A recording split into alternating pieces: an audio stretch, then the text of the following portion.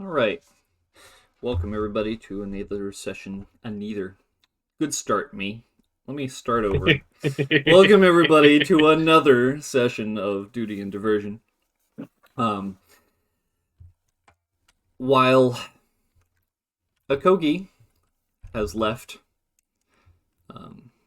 for her miniature pilgrimage. To gloriously fight the shadows in the Mhm. Darktime and ascend to her own version of Moon Blessing, we return to this Moon Blessed, perhaps. Mm-hmm. And you got this guy right here in a hospital bed. That guy. Points. Yep. Why are you pointing at me? I've done nothing wrong. Look at my perfect smile. Yes. What? You've done something wrong. That's why you're here. No, I didn't do anything wrong. So the gash across your chest is, just a coincidence. He has arm scars. He's fine. It's a very anime places to get hit. Looks a lot worse than it is. But as we find ourselves here, dark time is upon us. Peru, Spooky. Oh, you come to. You have been asleep for a full day at this point. The room, although I have made it brighter so that we can actually see things and characters and etc., is dark, except for a few blinking lights on machines in the corner of the room.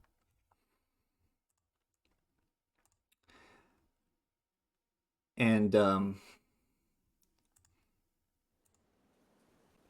every other light, every pack-based device in this entire room is dark. The room feels actively colder. But one thing that you notice right off the bat is you no longer have tubes in your nose. You are no longer wired to anything. You are free.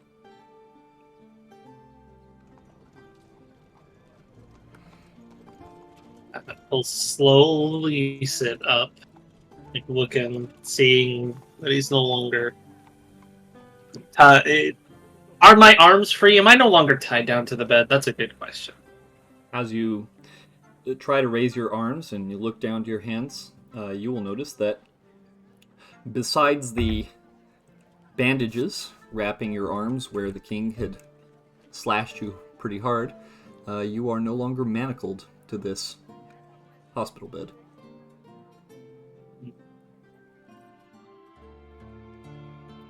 Your arms are free.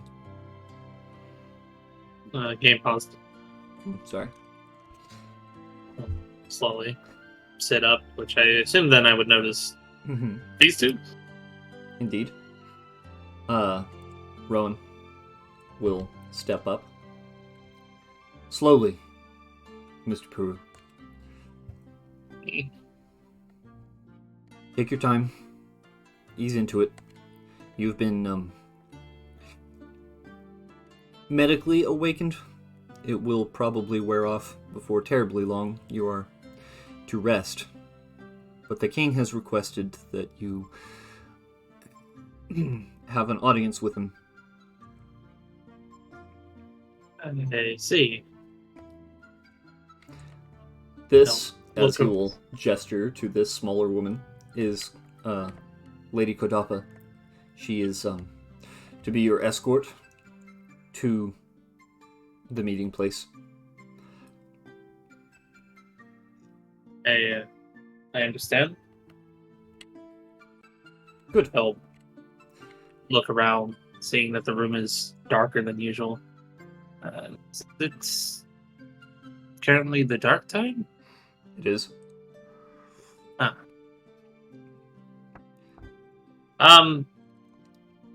Forecasters Are any... seem to think that it'll only last maybe 24 hours.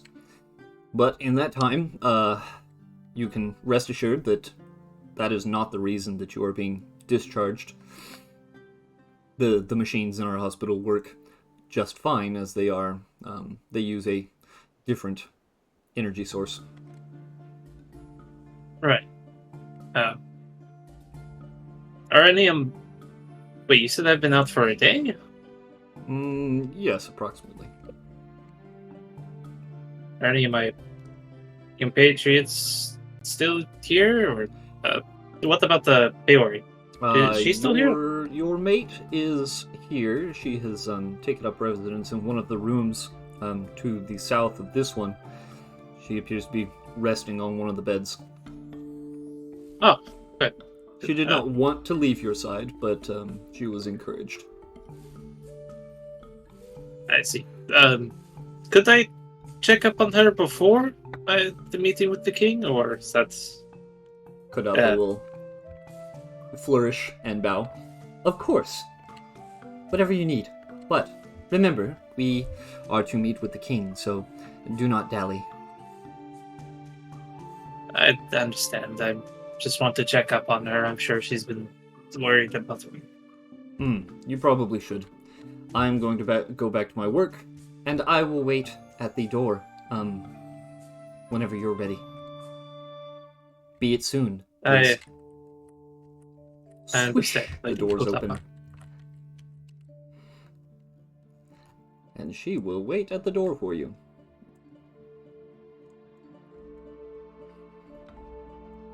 Gets up. Legs numb from being asleep for an entire day. Mm-hmm. Does the stretches of waking up to ensure the body is no longer feeling numb and all that. Your pants And are over on this counter. pants. As well as your other doodads and things. In case he'll get dressed and such. Grabbing his equipment. I'm in a medical gown. Why would I have pants on?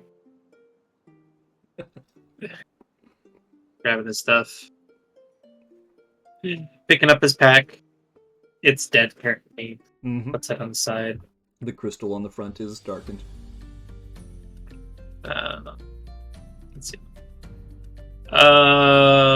Let's see. Is Beck's cloak still there? The one he gave us? It is. This. Is the Madonna staff still here? It is also still there. Mm, All of your effects are here. Okay. Are the drugs still in my pocket? As you search your pockets, you will find the, how many was it? 6 little Yes. packets of NEP. Yes. Okay. It Let's appears have- your belongings have not been rifled through, or at least not taken. Okay. To make sure. Walk out of the room. Is there like lights signifying whether occupied or not occupied, There are or not. anything like that? No, like little signposts or anything that they like slip out. There are little signs above each of the doors. As you look at them, you will start to realize that this particular little hospital seems to mostly primarily be a maternity ward of some kind. Fair. As evidenced by the signs above the doors being maternity 1, maternity 2, maternity 3, etc.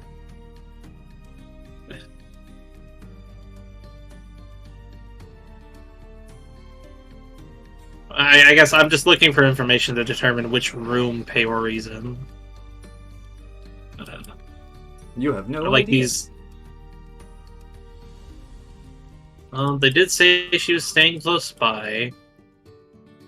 1, 2, 3. Okay. We'll go to this one. As you walk up to this door, the doors will swish open with a electronic whir, and you will see Peori laying on this bed. See, the sleep. She will Wake. wake up instantly the moment she hears the door open spooked. Oh. Oh, good, you're up. She will, like, start to try and Oh. hop out of bed. No, let me come to you. Let me come to you. You don't need to hop out of the bed. You were just asleep. You well, Well, not well.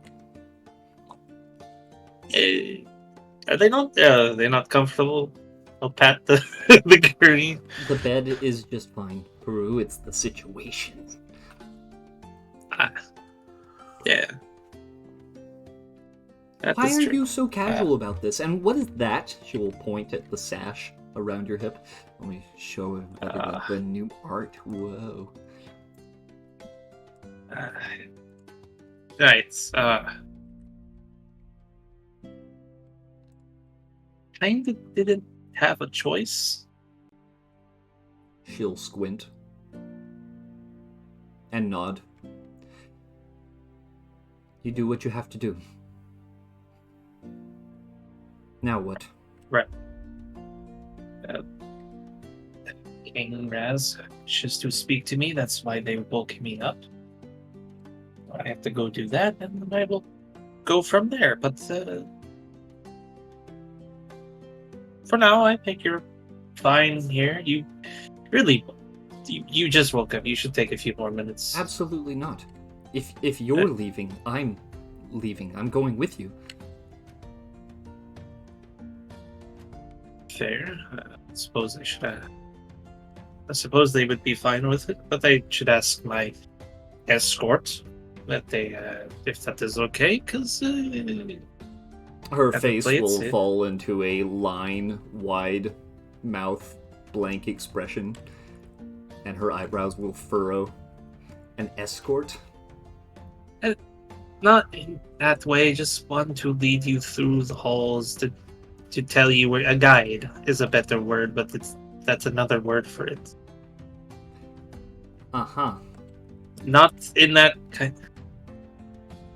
Daewon, you know I don't have eyes for anybody else except you and maybe Daewon. Okay? Make me a persuasion check there, Peru.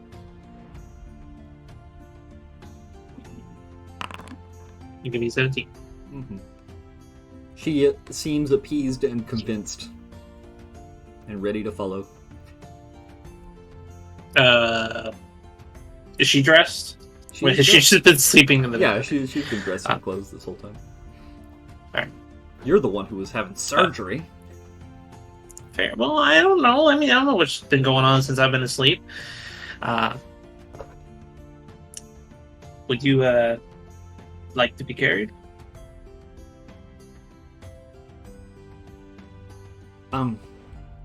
No. It's all the same to you. I would rather be seen as strong in this situation. Fair. He'll simply hold out his hand. She will take it. And begin to. Alright. So you guys go over here, I imagine. Yep. Lady Kodaba. Are we ready? Yes, but is it fine if my love, Peori, here joins us? She doesn't wish to stay here without me. Peru, I will be escorting you to the door. I will not be participating, and neither will she. This is a private meeting that you have been invited to. Ah. Okay. Private. Peru you still- frowns. Still fine. Oh. Would you be fine with waiting, Peori? I will go to the chantry, I think. I think I will pray some more. All right. Then I suppose after this meeting, I'll find you there. Yes, I think that would be good. And if I'm not there, then go to the house. Okay. And I love you. Be smart. And then she will I love you too. walk down the hall. Yeah. Well, if there's nothing else, I hope you're ready. Please follow me. No, there's nothing else, Lady Kotapa. Please lead. And she will lead you down the halls. Okay.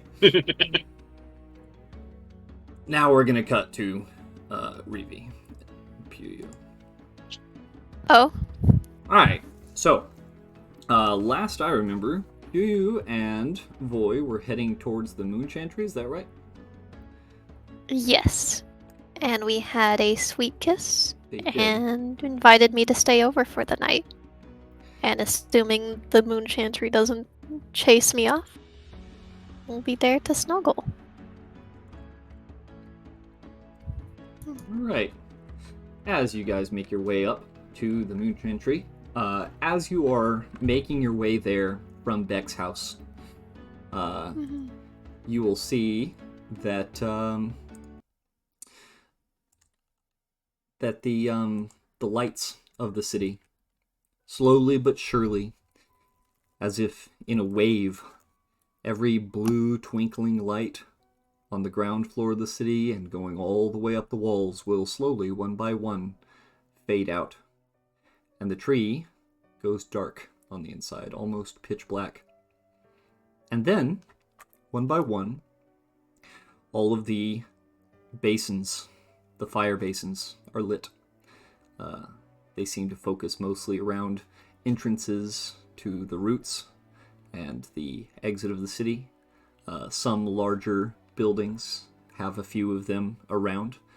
You can make out from this distance the various fire beacons that have been set around the refugee quarters. But as you make it up to the Moon Chantry, you will note that it is dark. It is quite dark. Walking up to the door.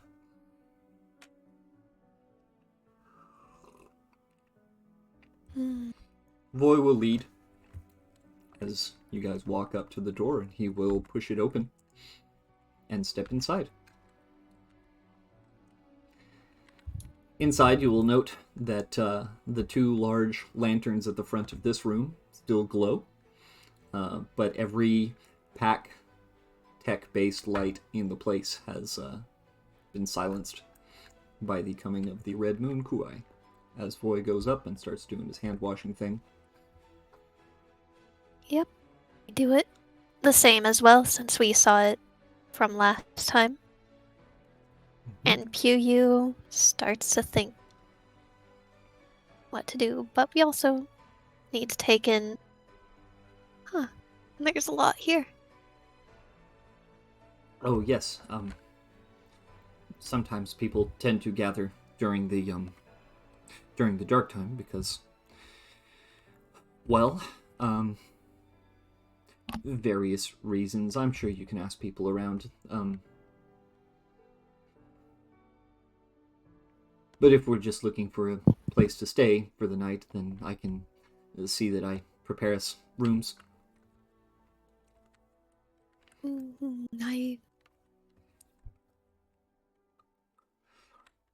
I think I want to work on a prayer for Kuai, but I need to think on it for a little bit. Should I sit out here for that? Yes, if you're considering and thinking, feel free to have a seat and ponder. I'm going to be going into the back rooms. I'm going to see if I can get us a place to stay for the night, and then I'll be back. I'll join you. Yes, please. Thank you. Mm-hmm. We will head over here and start assembling our thoughts and taking in the vibe of the room and whatever other people might be saying as we sit and curl the tail around As and you fiddle come with it. and you sit among these people, you will note that Unguru Eotzanif is at the front. He seems to be leading some kind of chant. There are lyrics and everything, but I haven't written you a song this time. Some of the people in the group, some of them don't have tokens, but are singing along in low tones. Yeah. As you look around, make me a perception check to listen in on the peoples. All right. You're too focused on our nerve-wracking. Well, you don't really get a whole lot. However, these three ladies over here are whispering amongst each other and poking at each other and giggling and then stifling their giggles as other people occasionally give them the glance, you know. But otherwise, people are doing people things. It's not long after the glance that they receive that they quiet down for a moment, but eventually these three start giggling and poking at each other, and they're very whispery. They are relatively distracting in the back of the group.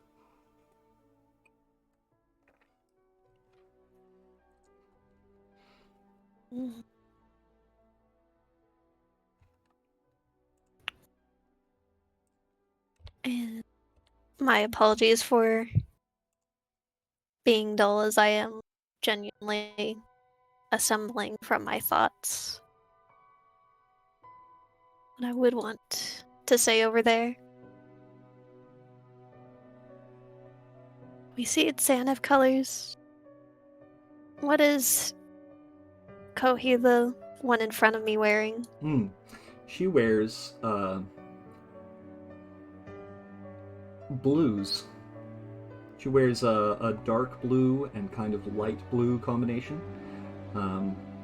Make me a history check real quick. Ooh, I do love those. No! Oh boy. You're not really sure 100%. The way she dresses kind of makes you think that she's probably one of the refugees that came with you from Lavo. But she's not immediately recognizable.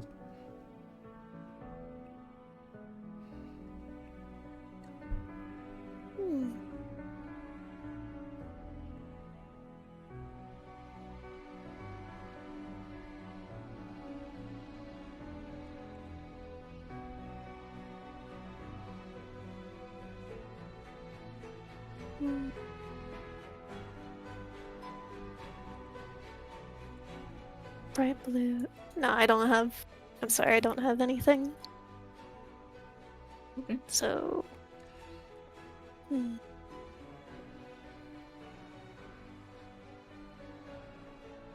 Here. We will. Assuming no one stops. Or yeah, there we go. Pew will tap on the person in front of her. Oh. Hello. Hi. Hello. I'm Pew. I was waiting for someone to get back if they're looking for me. I'm going to be working on my prayer. Oh, oh, okay. Oh, what do they look like? Oh, The person. they have. Yes. They are gray fur with. She immediately starts to frown a little at the description of gray Is fur. it not gray fur? That's gray is the it most silver? common White? color of fur. Yes. Okay. Good. I'm pop quizzed up. Gray is a start. Is No, it him? No. I guess most notably he'll have some injuries and tears on his ears. Oh. Probably coming from the back rooms. Okay. I'll let him know that you. Thank you. left. You're sweet. No, to just pray. Oh. Okay. Yeah, he needed to work on something here. But I'll be back. She will kind of awkwardly shift back to the front and kind of look over her Yes. shoulder as she watches you walk through the room so that she can give proper instructions to Okay. whoever your mystery person is with the injured ears. We open the door in the same way. We will be in here to finally take a breath and actually collect the thoughts. As it is more quiet as we watch the interlocking circles. You find the Kuai's room to be empty, save for yourself.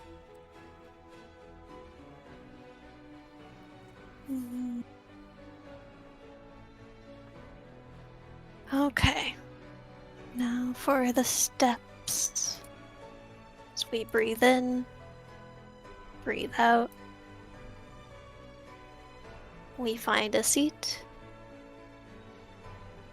Move the tail along with the turns of Kuai's rings. Bring the hands out at a chest level. Forward. Sorry.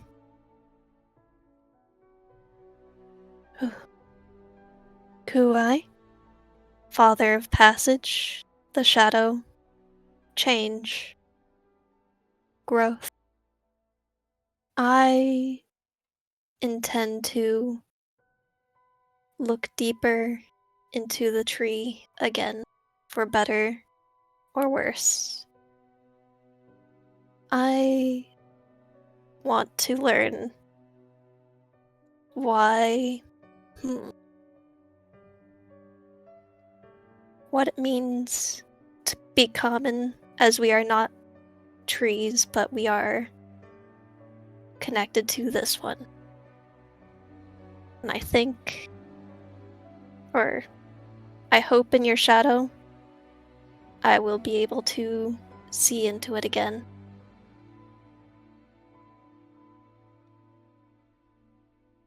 We will slowly lower both hands to the ground and bow. Come to a stillness as tail stopping.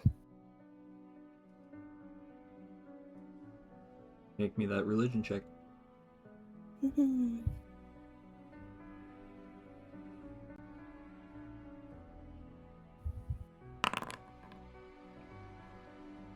Okay.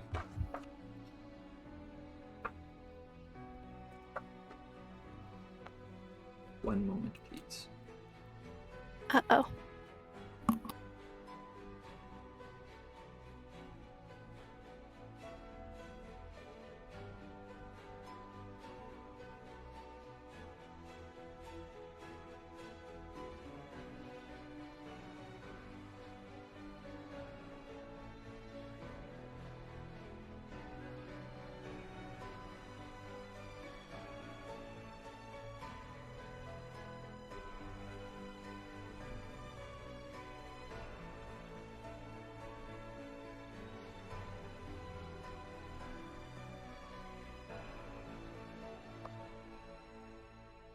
As you go through the motions and the tempoed rhythm, swishing your tail back and forth during the prayer, as you sit there, eyes closed, breathing in the overwhelming darkness of the room, save for the two sconces at the altar.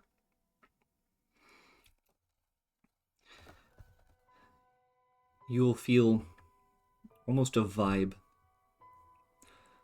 Not words, exactly. But you will feel yourself as not a tree, but of it.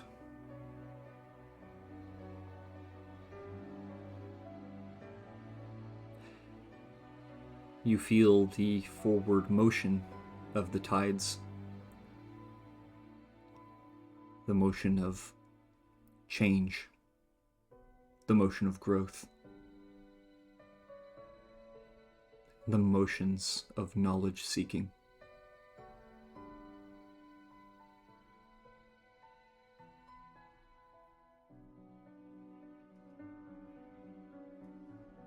That's what you get.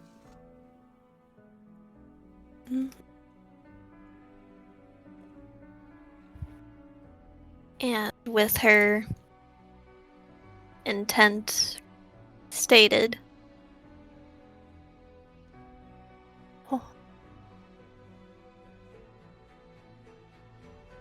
she finishes her bow and will rise, intending to await Scale, and runs her mind through her thoughts on where best to seek the knowledge, and perhaps looking at this room.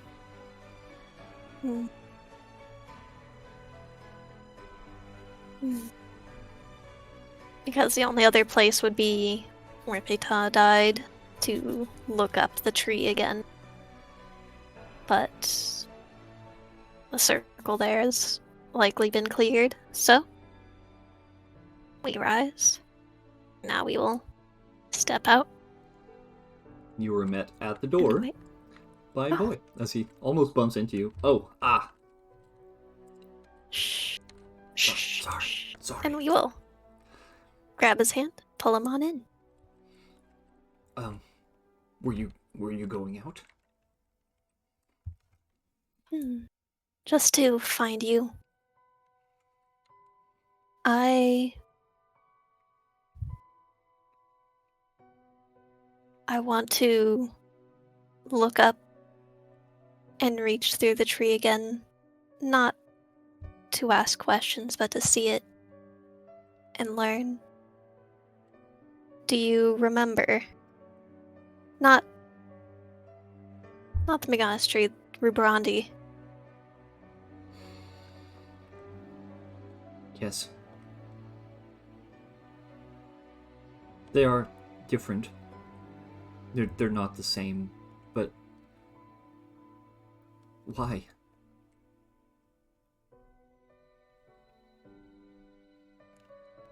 To what end? What are you looking for?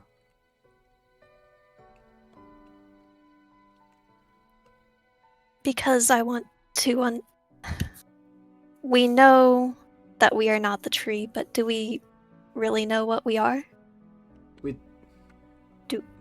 We're people.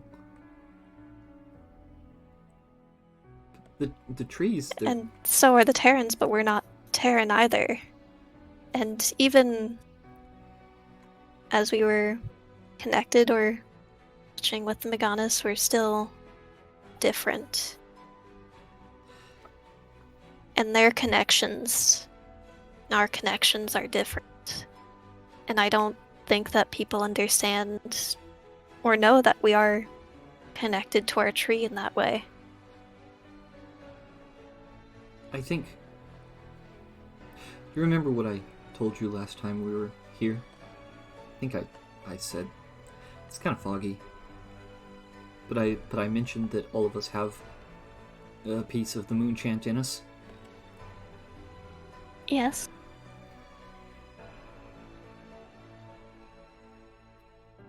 After our experiences with the tree, and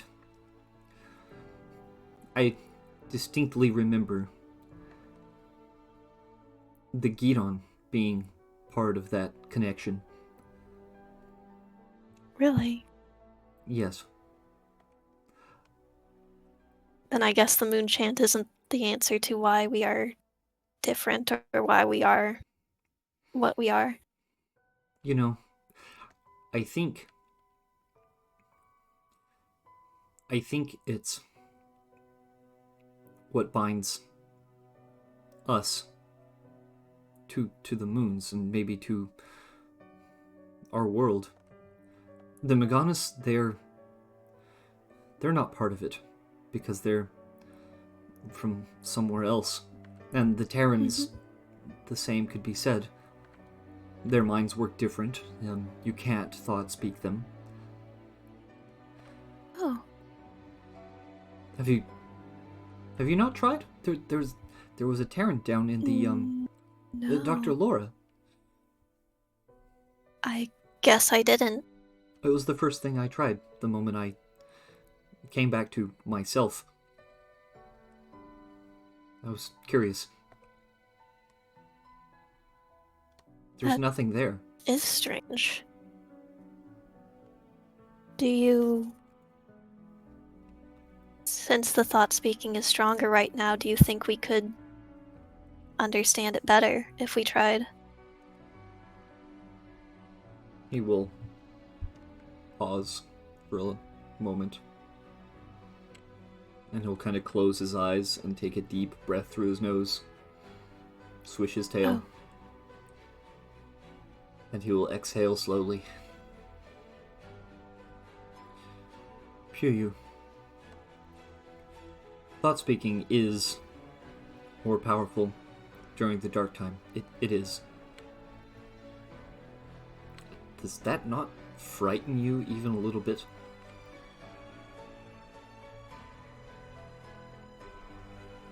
I know that you want to understand more. But why? If we can better understand ourselves and the moons and our connections, then maybe we can overcome things better. We can better answer each other when we're in trouble, better understand. Sorry, I don't have the words for it, and I'm split with the other question you asked, and I guess I don't. I used to be really afraid of a lot of things, Gale. But after I helped you, took that risk, faced that fear, I have been so free. It was worthwhile, and I found you, but I found me. And that's part of why it's so hard to be apart from you. I feel like you were my wings. And I want to help more. Do more all the time. Make me an insight check. Uh-oh.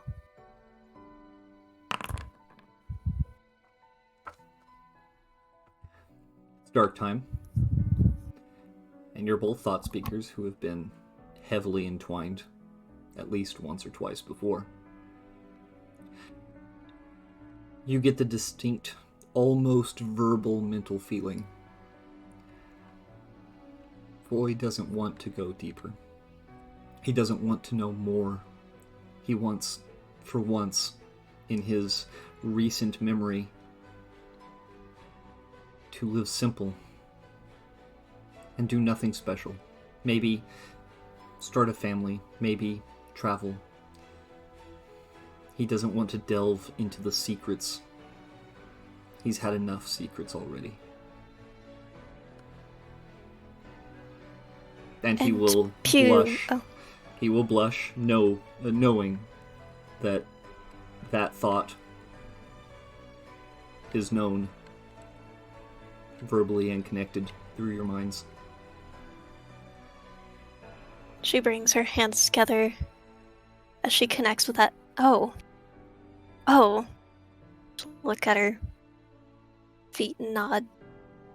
You're right. Maybe No. I am getting lost in things. No. Look, I'm sorry. No, don't be. Maybe it's I'm what you not- feel, and I felt that too. I lived like that. Maybe I'm not It's really nice. as strong as you wish I was. I'm not. I'm just a loose scale. that you've picked up. If you think that you need to do this, then I don't want to hinder you in that. I don't want to hold you back. Maybe you are meant for greater things. You're more than a loose scale, loose quill. Or even if you are, you're the one that I found. You're a treasure.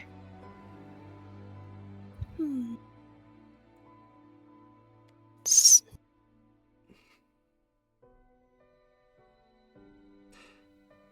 You. As she will... Oh, yes? He will put his hands on your shoulders. You should do it. I feel in this room, I feel the presence of Kuai. I feel that you are in motion, and who am I to stop you? And someone I care about. I trust in your thoughts. I and your appreciate wants that. As well. I do. I appreciate that. I really do. But this is something that, if you're going to do it, you have to do on your own, and after, please come back to me. You'll see tears well up in the corner of his eyes. She sort of murmurs, hands reach out for his waist. It's okay.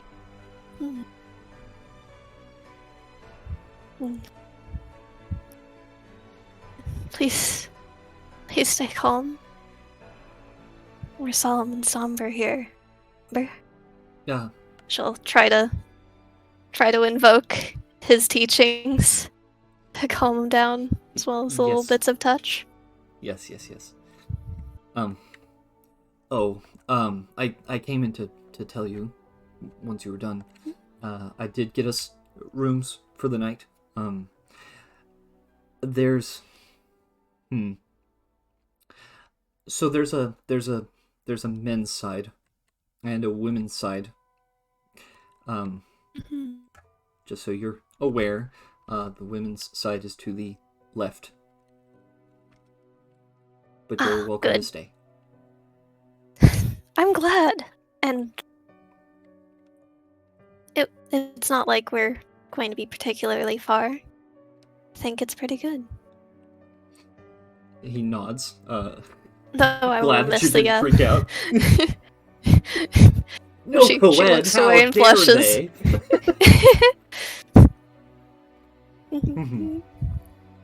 As she lets that thought trail off, returns. Do you think I'll be able to? It was you that opened up that path before.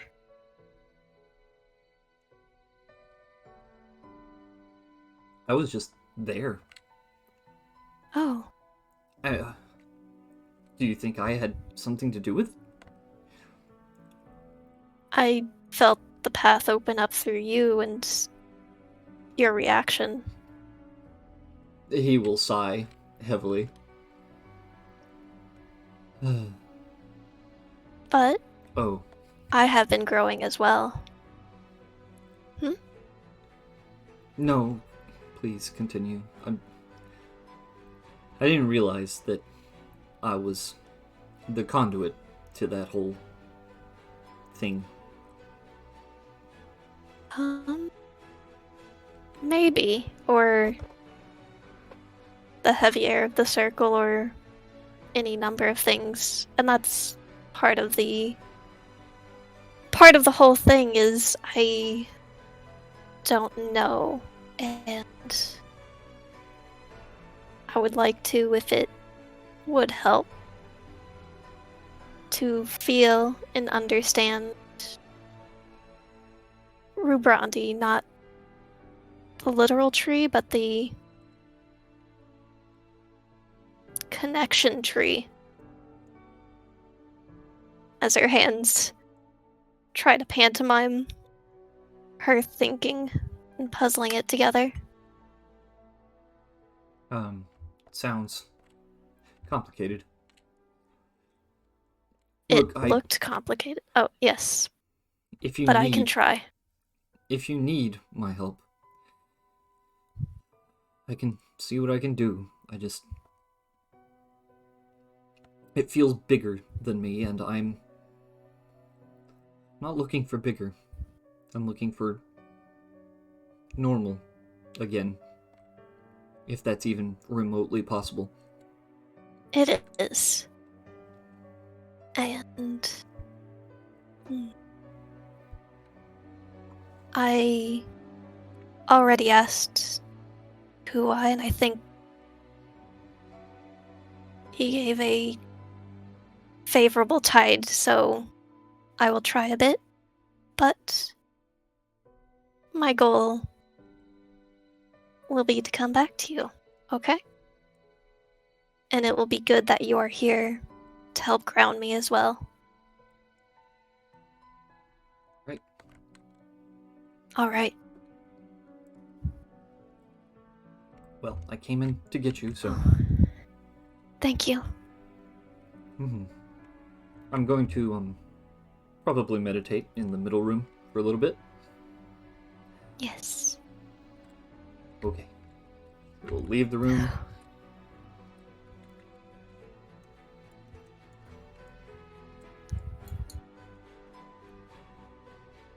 We will move to there and sit down and try to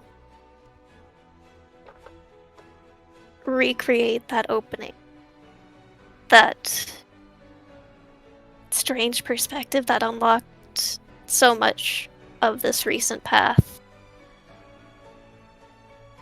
Close the eyes to her body and open it to see Rubrandi inside.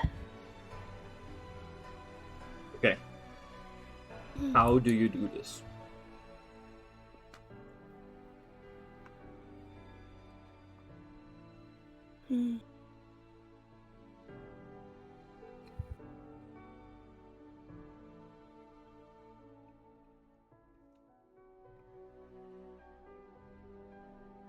Yes. Actually. Yeah. No. Carry on. Mhm. It will be through a steady channeling of her thought speaking.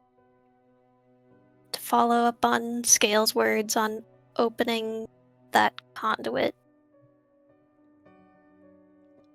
And in the literal sense, going through spell slots to reach up the tree again and again. Okay. Make me 3 thought-speaking checks. D20 D20 plus level. plus level. And because you're using borrowed knowledge, add your proficiency as well. Okay.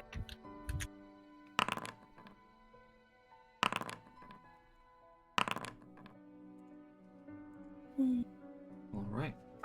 Dice no.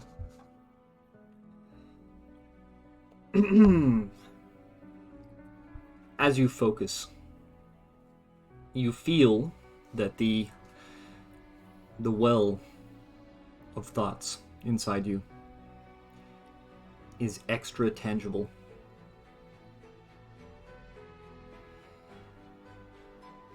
Almost like you can reach out and touch it.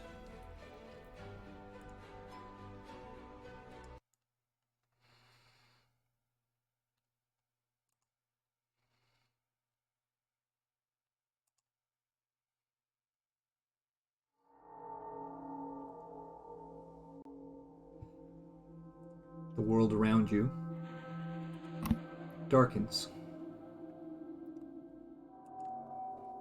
as you focus in.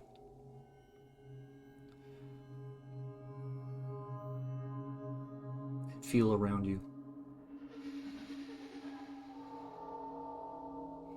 With your heavy focus on your thought speaking and attempting to reach outwards, you will notice something right off the bat that is not something that you've probably noticed before, as this is something new that you're trying.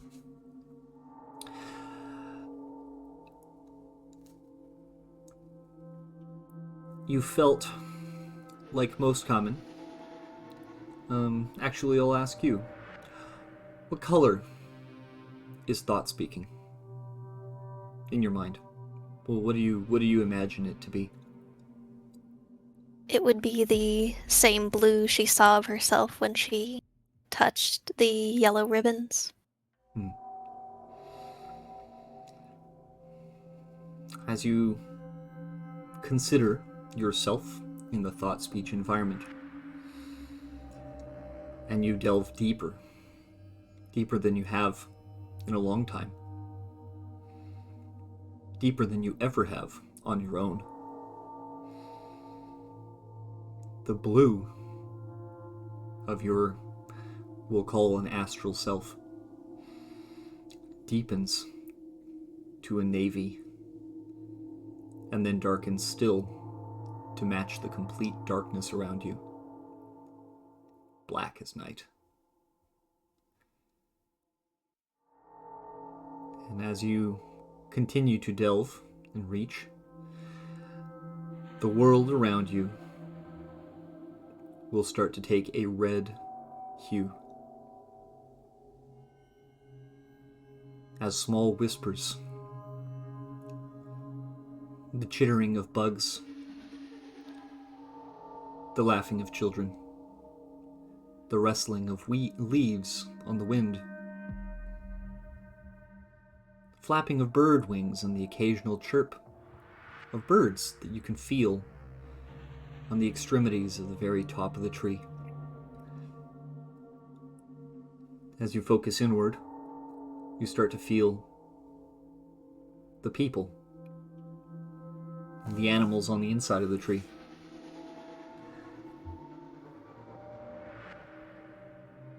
As you focus further,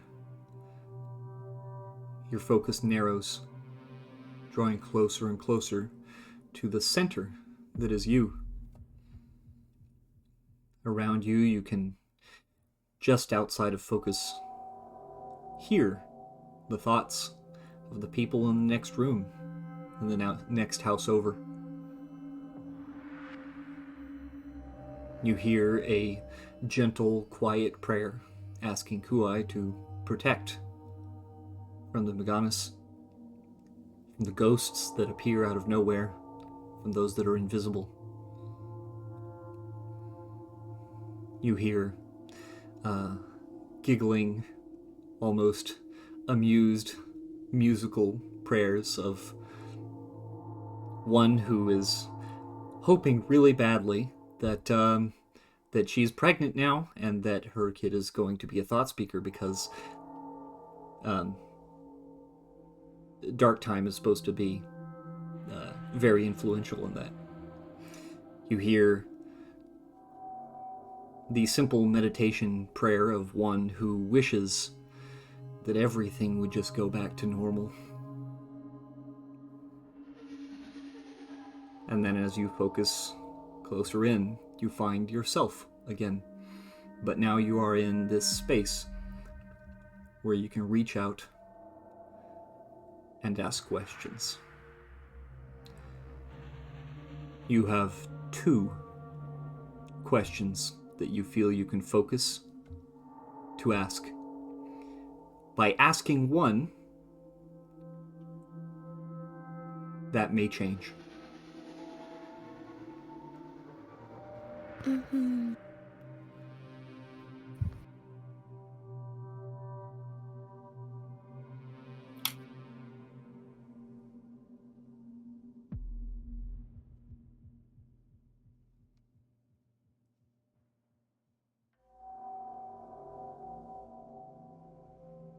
Hmm.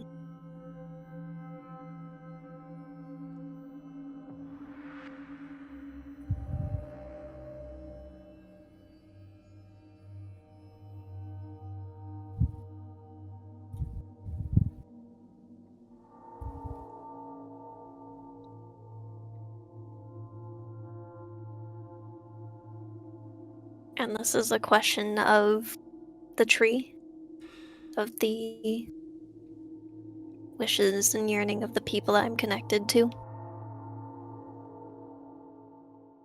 Mm-hmm.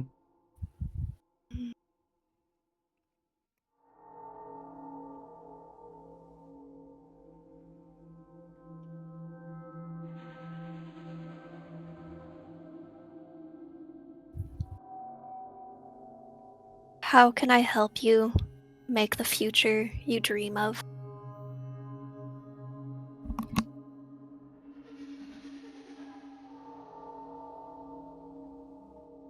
Is that the question? Yes. Okay. Please make me a wisdom saving throw at disadvantage.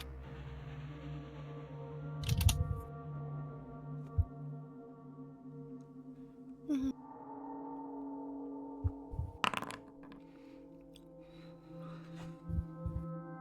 As you ask your question of the tree and all the denizens within it, attention shifts to you from thousands and thousands of minds who all in unison respond in a cluttered cluster of information which you can't process. It is heavy. You are bombarded with information, but you are just wise enough to break away from that question before it drives you insane.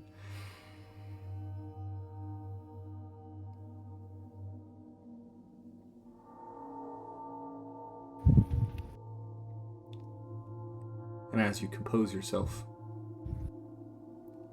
one question remains.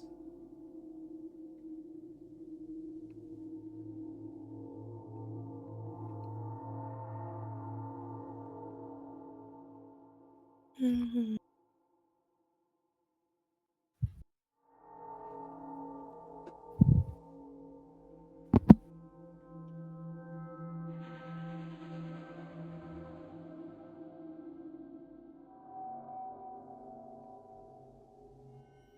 What does it mean to be a common?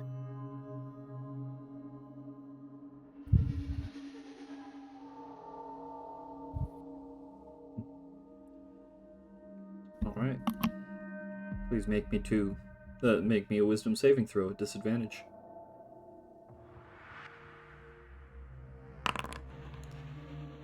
Okay.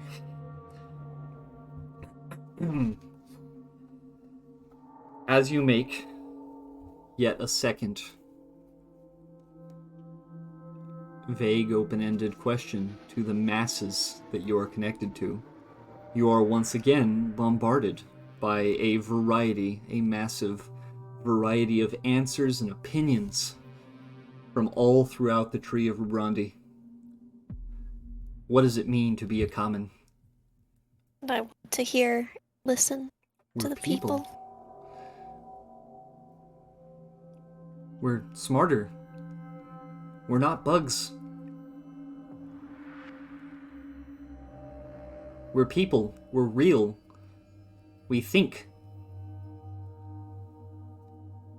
And thousands of responses similar come crashing into you as they all try to answer that question at the same time, as every single one of them has an opinion on what it means to be a common. As you get absolutely blasted too fast to wrench away, you'll take 1 point of wisdom damage.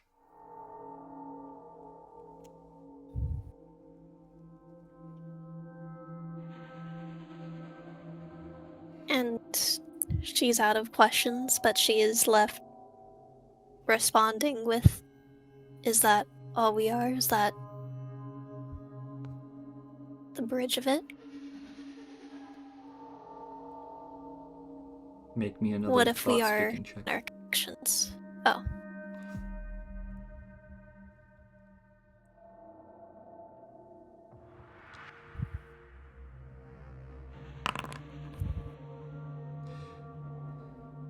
You have earned one final question.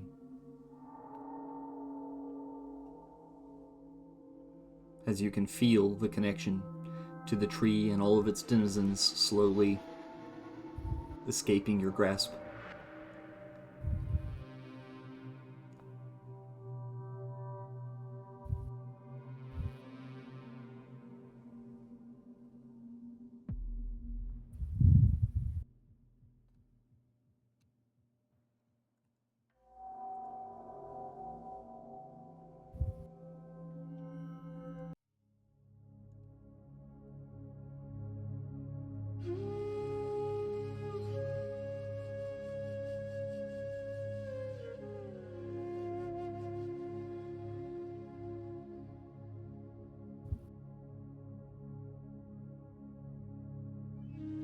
The tree around you continues to chitter and creak.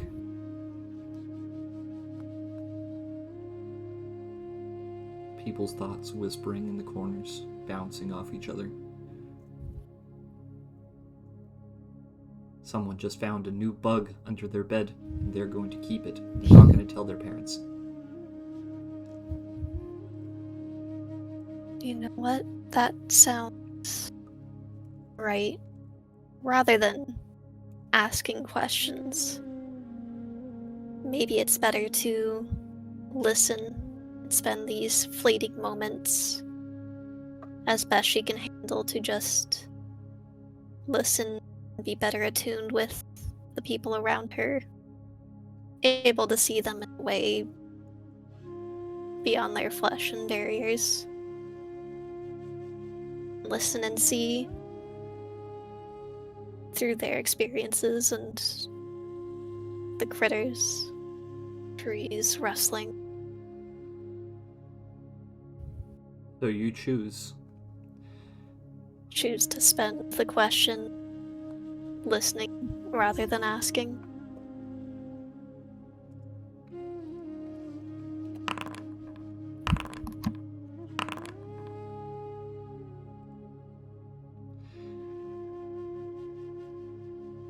As you listen, and you take the last fleeting moments of connection to the tree,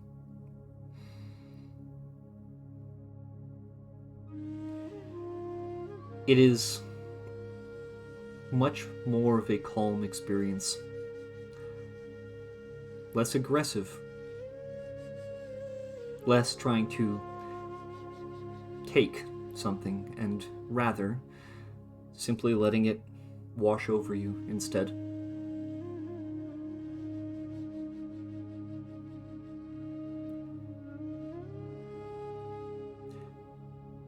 The tree around you and the general hue within your mind turns to a green, though it seems to be very desaturated, kind of a gray olive green. Very peaceful though. As you listen and you hear the various thoughts and plans, the fears of small children about the Darktime. Someone just learned that fire burns and that it is hot and that it hurts fingers if you touch it. They are very young. A grandmother in this very building mourns for her grandson.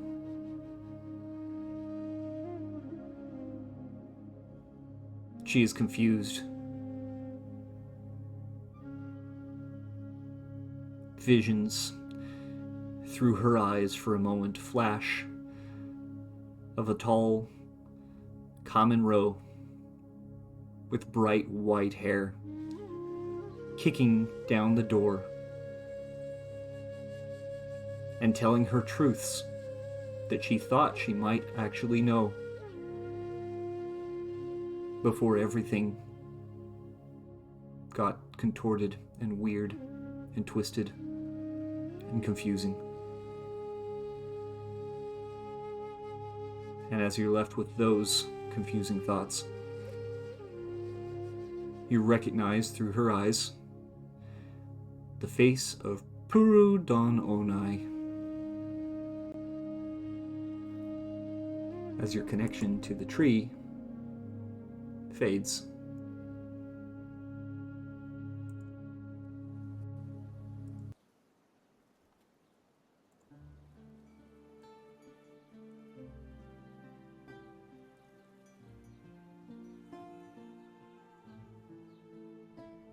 Bring in the tail to a stop.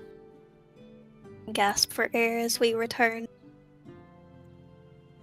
to our physical self.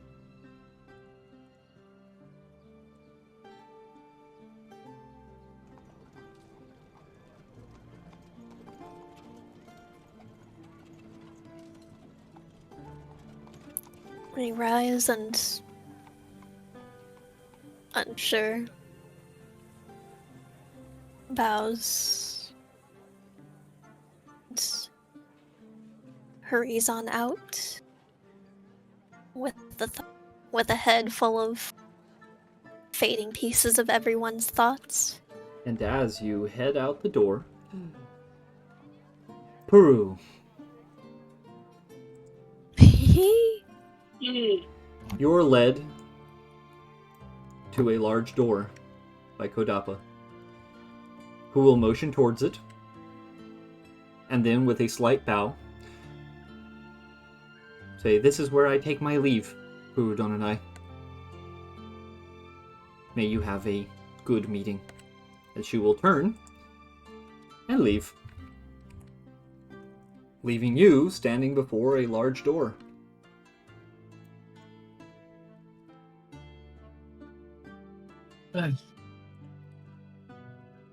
Not on the door.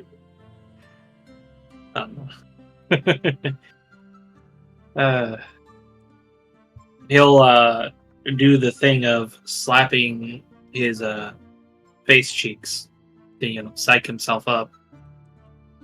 Mm-hmm. Alright. And if nobody is there to announce him in, he'll begin to push open the door and enter. As you enter, the first thing you will see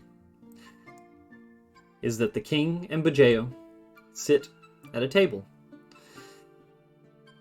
This room looks somewhat like Bajeo's little palace overlook, but some of the furniture is different. It is not the same room. But you will see that all around them, the 4 Kyorls in their distinctive blue hues have been stabbed into the stonework of the ground. While every other firestone and pack device in this entire city is powered down and dark, these 4 swords glow brightly. Mm-hmm. Are Bajeo and Rez looking at Peru as he enters, or are they talking between themselves? They appeared to have been talking, but as you come in, both of them turn their attention to you. Bajeo will stand and beckon with a hand. Peru, please, come, join us. And he will motion to a chair that is definitely here. Well, certainly there. Walk forward.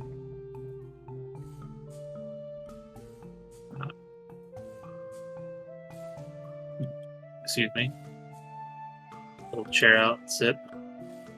Greetings, Your Highness. Greetings, Noble Bajeo. Yes. Greetings. Yes. I see that you are recovering well. How do you feel? A bit groggy, but that's what happens when you're put in a medically induced coma for a day.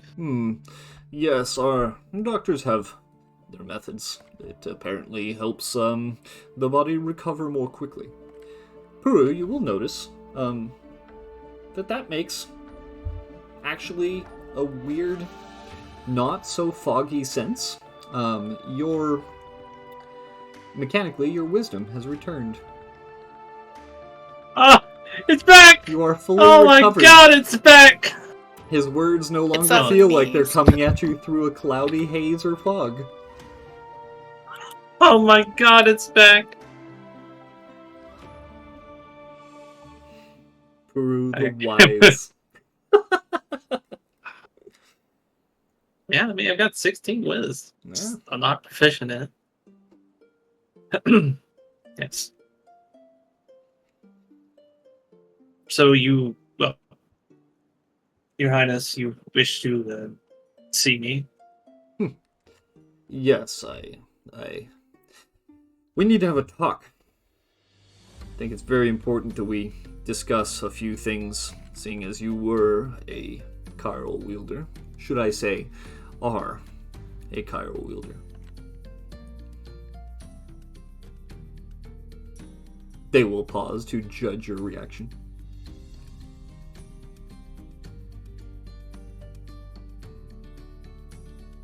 Look a bit confused. All right. What is it that you wish to discuss then, Your Highness? Bajeo will clear his throat and speak up. Puru Don Onai. Yes, Noble Vijay? What you are about to hear is something that only one other besides myself and Noble Cassiopeia have had the honor of hearing. I judge that you will treat this meeting with the respect it deserves.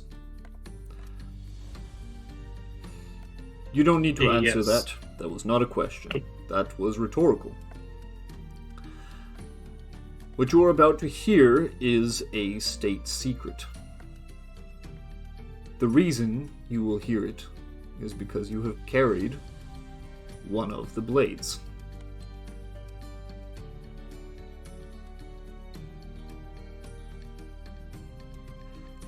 I understand. And I will keep this to myself, and I won't spread it, That would be wise. share it. It would also behoove you to understand that you will not have to keep this secret indefinitely. But for now, for the good of the people, for the good of Rubrandi, and for the good of your king, you must. Stop I understand. scaring him, Bajeo. Raz will stand up,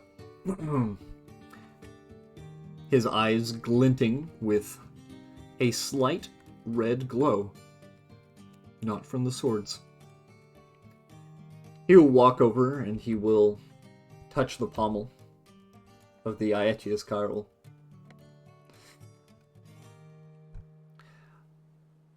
These swords are special. You seem to have some kind of panic attack during our fight, instead of focusing on what was important. I know that they don't speak. I know that they're different. Why does that matter to you?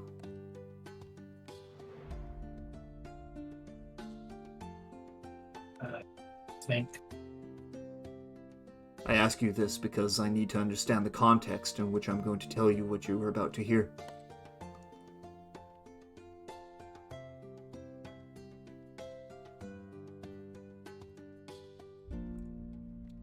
I'm thinking.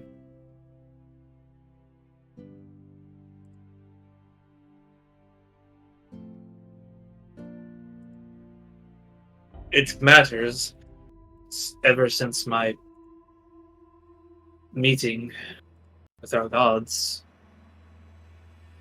Slowly I've been able to understand what the Firestone's been saying. They don't all say coherent things, but all of the Firestone around us speaks. And I can hear it.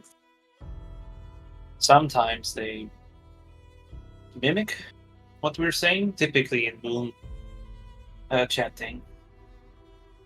But all Firestone speaks fragments of Mosai, perhaps. My understanding is correct. They're all alive. During our fight, was hoping maybe I could have called upon the fragment of Mosai that was within the blade. When I reached out, tried to speak to it, nothing. Nothing was there. It's not like the Firestone was just ignoring me or such. It is not even right to call it dead. It's souls. There is no fragment of Mosai in There is these not. blades. You're right in your assessment, of course. These blades are unique. These blades are created, not in the sense that a Firestone sword is napped and sharpened into an edge and then mounted into a handle. No. These swords were crafted from scratch. Try and put this in words that you don't know what a molecule is. You know, do you? He'll look at you with a sudden realization that you do actually know what a molecule is. You've heard the word before. Okay. And do I have an understanding? You do.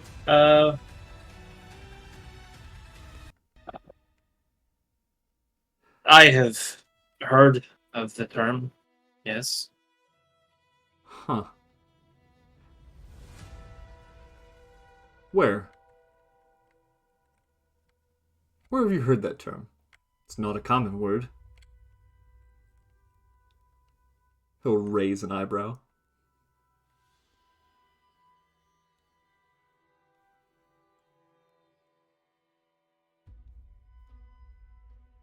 Make me an insight check, Puru.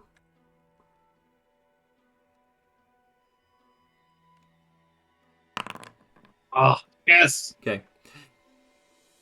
Bajeo, next to you, kind of taps his fingers on the table and looks from the king to you. But you catch a glint in his eye that tells you that he knows something already.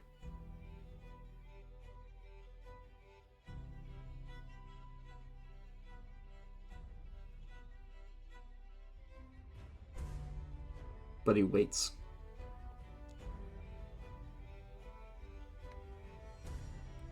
He knows something already. You get the feeling that he knows why you know that word.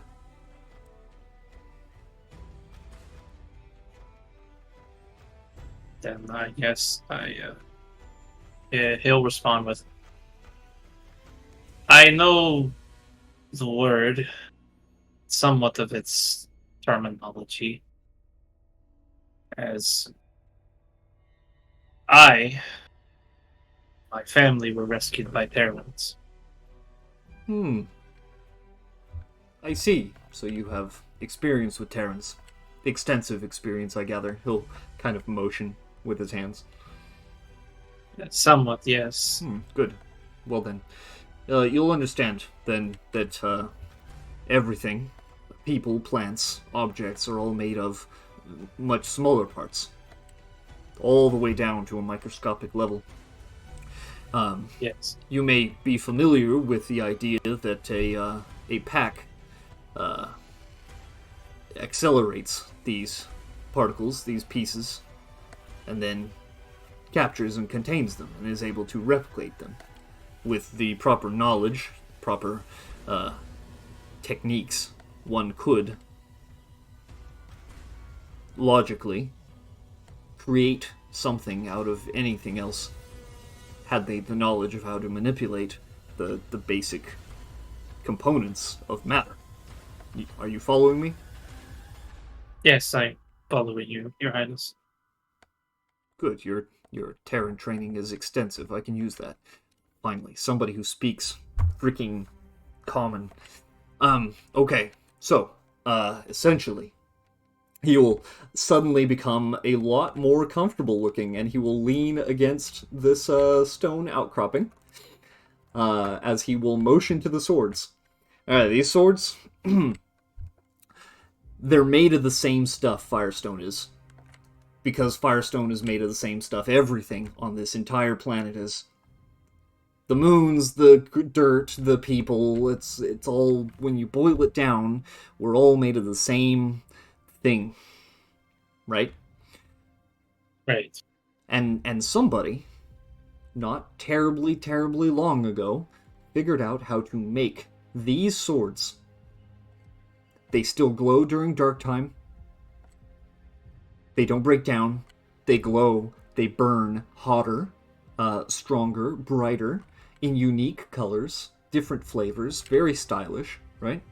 He made all these swords, and then he handed them out to all these different people and put them in charge. Or rather, they already had charge. I don't know the history. I don't care.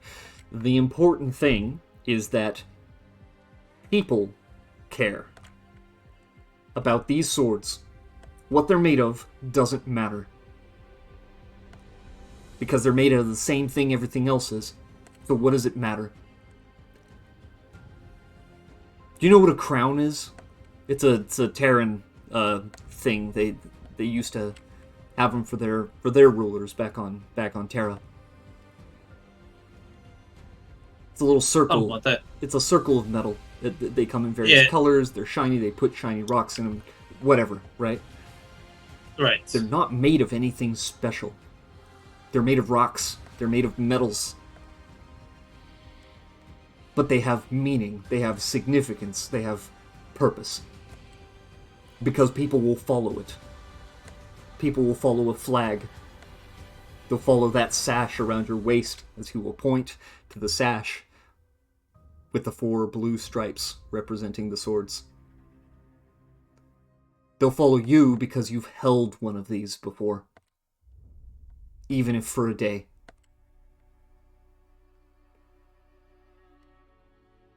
So I'm going to ask you, so that we can put this matter aside and continue.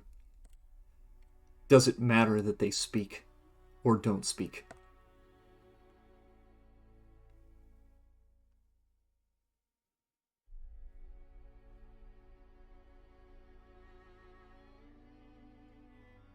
And don't pander to me. On this. Don't pander to me. Tell me your actual honest thoughts. In this room, we're equals. Peru will get a thoughtful look in his eyes as he actually, considers the question. Yeah, he doesn't want to just give an instant answer. He actually wants to give an actual answer. But Jo nods as you take your time.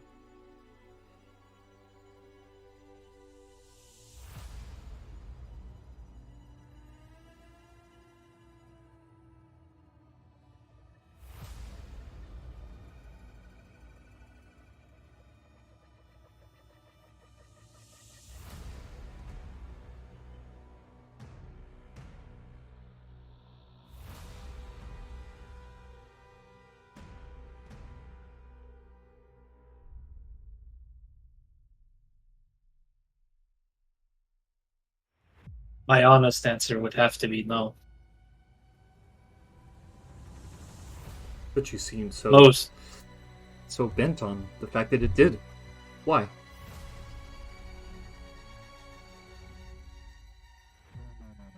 Because how would I put this?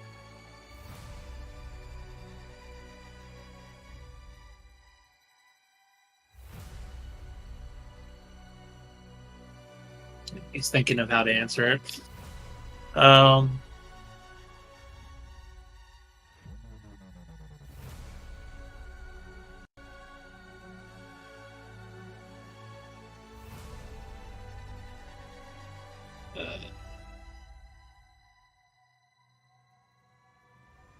Why?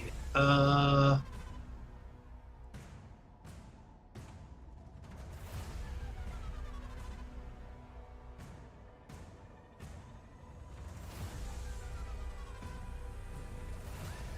my answer would have to be is because I now know the difference. The veil of understanding has been ripped in front of my eyes. These, the fires, they're connected to our gods. Something, something deep inside of me does not feel okay that these kairos do not hold our gods within them. God within them.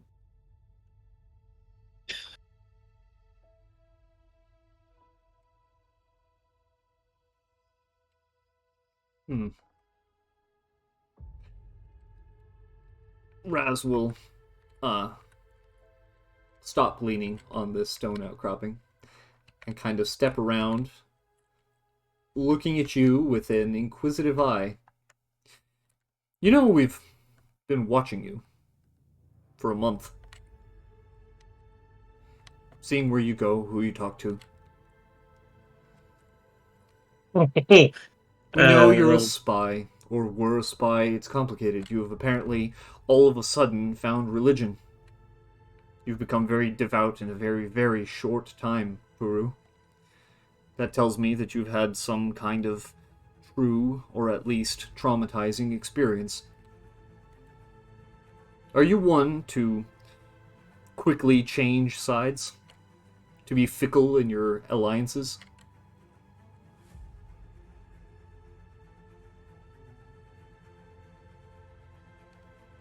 don't think about that. What do you hold dearest?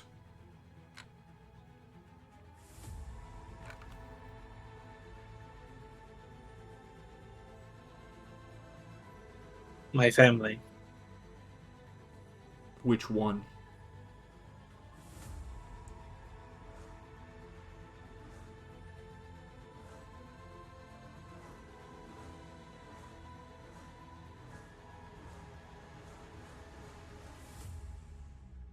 It's not which one.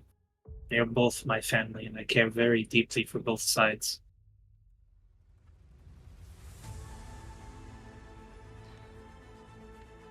He will smirk as he steps up to this sword, and he will actually pull it from the ground and give it a couple of swings and swishes. This one's my favorite, you know? It was the first one I got. It's called the Ohen Kyrol. Kyrol of Travel. Part of me wishes is what I was doing now. Swish, swish. I thought the man that I was taking it from would be a lot stronger than it was. Kind of unfortunate, really. Anyway, he will stab it back into the ground. I found this sword and its bearer shortly after my escape. The Terrans will betray you. If they have not already. If they're not using you. I don't know exactly what your mission was coming here, but I suspect it had something to do with either capturing me or causing me to do something.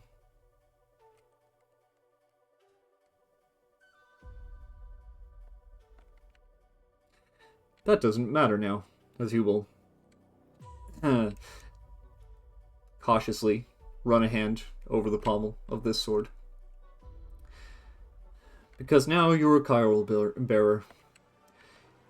You know more, and you will know more now. Purudononai, it is important that you should know that I am dying. Oh, give a genuine, like, look of shock. Like, what? Congratulations, you are now one of 4 people. 5? You're the 5th. 5 people who know this secret.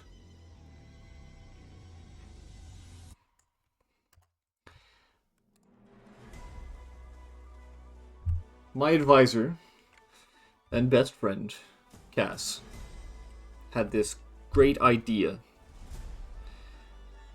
This thought. Because when we left the place where I was made, the place where I was born, raised to have powers, the powers that you've witnessed to some degree, a small portion of. Wish our fight went a little longer. I do like to show them off when I get the chance, but no one lasts.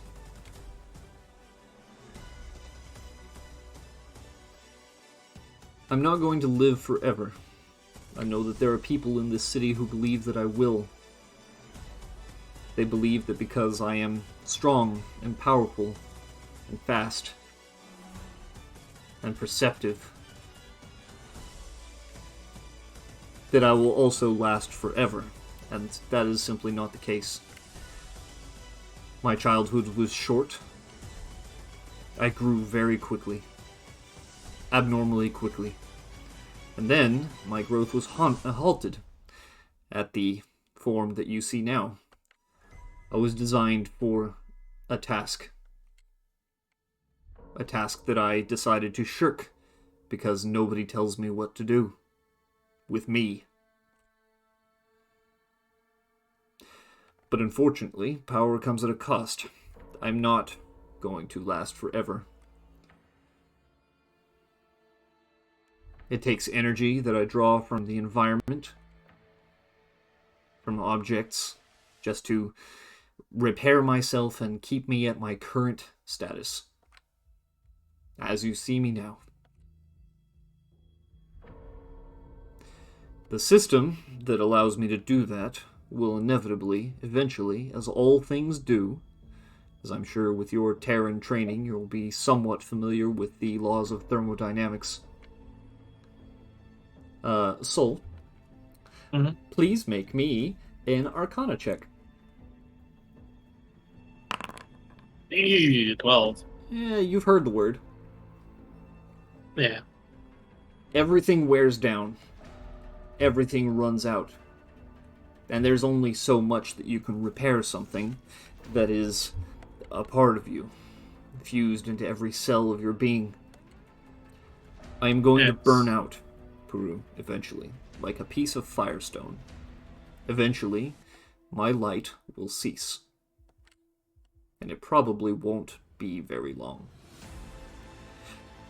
And so, there's a plan. These 4 swords that you see around us are 4 of 6. 6 swords that were once wielded by the leaders of the common of the Barren White region. In my waning time, my limited resources, and the ticking clock that is allotted to me, I am trying to do what I can.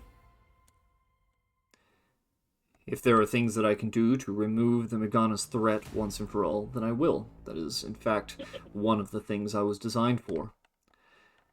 If I can kick the humans off my rock, give it back to my people, the people from which they stole me, that's what I'm going to do. And I'm going to need somebody to hand these swords to once I'm done. Bajeo is getting old, but he is, naturally, the one who will receive the Mepuru Kairo. Another, who has also heard this, travels. He's strong, I'm sure he will make it back when his time is right. But he will get the Aetius Kairo. You, naturally, as its bearer, will wield the Seiken Karo. Then I trust that So you does- will all be intelligent about finding someone to wield Ohen. So, like, throughout this entire conversation, Peru's been like, he's been trying to keep his poker face, but just like the revelation after revelation is definitely breaking into that poker face. And just the fact that despite losing the sword, he's being told he's going to be giving it back is just. He's definitely wide-eyed.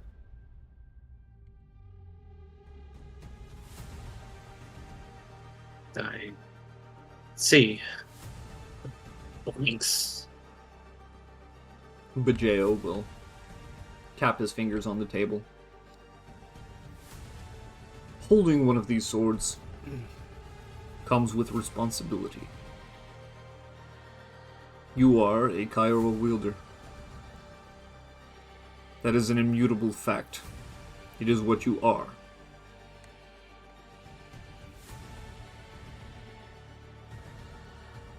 Right now, our king is going to be the one to wield them in our stead.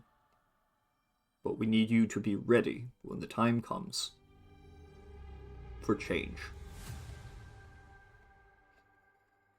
For change. I have already started a science team dedicated to amassing, collecting, experimenting, and generating the most advanced tech that we can get our hands on. Unfortunately, much that the common knew before the invasion is lost, but we are finding quite a lot of it.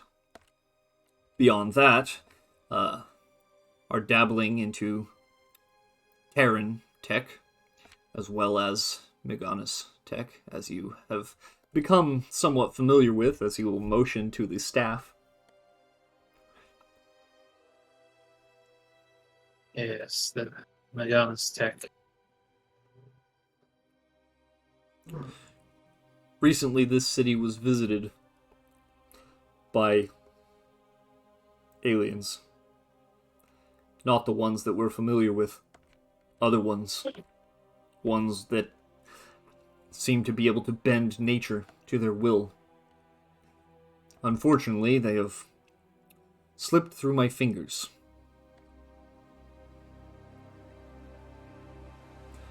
But not without gaining a little of what they know. As he will flourish aside his cape and show that on his right arm there is a miniature device that seems to resemble your staff very much. No. Narrow his eyes as he looks at it. It's a prototype. It's not quite there, but I'm hoping that eventually my scientists will find out how to make it to where I can grow trees. I will then grow cities in strategic positions, places that are easy to travel to, easy to communicate from, exchange, people, facilities, wares, what have you. Terrans build their cities wherever they want. Did you know? They find a nice big space, and they just start building. Their planet is not as angry as ours. We need trees. This, he'll motion to it, and then motion to your staff, will get us halfway there. See. You'll look at the staff.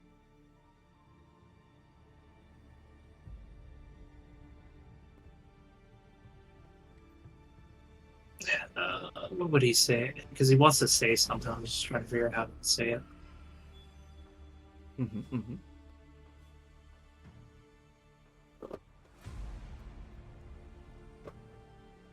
So with like my wisdom returning and just like thinking about everything, like because I came to some conclusions like out of game. I don't know how to organically come to them in character necessarily. So long as they are conclusions that you came to on your own, they are not meta. Okay,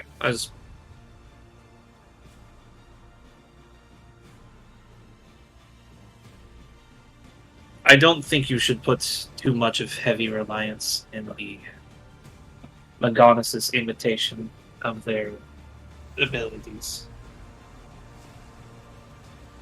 I will admit, my mind has been foggy ever since my talk with our gods. But that's the rest. Medical board has certainly helped. I believe my understanding of what they have told me more. They told me the story of the Magonis, of their god. They told me the story of the Terrans, the relationship with their god. The Magonis is a story of caution, of too much preservation. So much so that their god of preservation, like our god of Mosai, led to the Magonis becoming what they are. The story, the Magonis are a cautionary tale of such. The Terrans, on the other hand, are a cautionary tale of the opposite. A cautionary tale of progress. They don't actually hear their gods or speak to them. At least that's what Mosai and Kuai told me. They do not speak to their mother. They are shrouded in ignorance. Yet they also in ignorance chase after their father, their god of progress, time, god named Kronos. They chase after time too much. They do not know when to wait, to be patient. Raz will lean back in his chair, leaning on two legs and letting the others hover in the way that our parents tell us not to do, lest we break the chair. Yeah. And then he'll look back at the staff. You must not be hasty if you are trying to replicate this staff or the abilities of these aliens. I've seen firsthand what the staff can do. I can see the benefits, but I've seen the consequences of that power, or at least how it is in its current form. I've used the staff to defend myself occasionally, using Wait, this. now you're rambling. You've changed Yeah. subjects. Sorry. You say the Terrans follow a god that they call it Kronos? I've never heard of this. No, they are, as I stated, they are ignorant of their gods. But Who in spite of calls it Kronos? the Terran, our gods, Mosai and Kuai, they refer to him as Kronos. Their god of time. Raz will lean back into the table, elbows on it, hands up near his nose, fingers interlocked, and appears to ponder. If I'm understanding correctly based off my conversation with them, each race has a pair. A god of time and a god of space.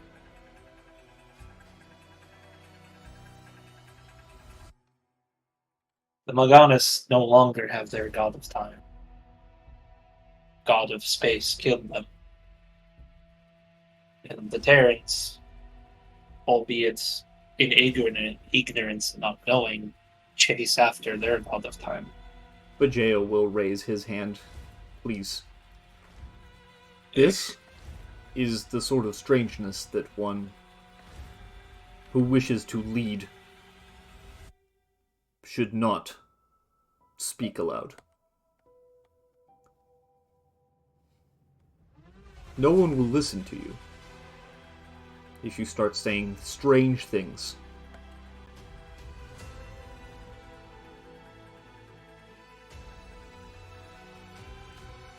Burudon and I, you may have had an experience,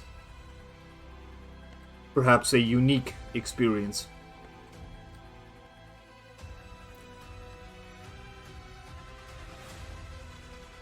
But you need to ground yourself. You need to bring yourself to a point in your understanding, or at least in the way that you present yourself to others, that they will see you as someone they can trust, not someone that they fear a conversation will lead to confusion. Our king knows a great many things. Strange things. Scary things. Things that he has told you here and now. Things that left you mute for 5 minutes as your eyes widened with each of his revelations. How do you think the average citizen will feel when you give your revelations or tell them the things that the king has said? Do you think that they will trust you? Or do you think that they will fear you? Do you think they will see you as an outsider?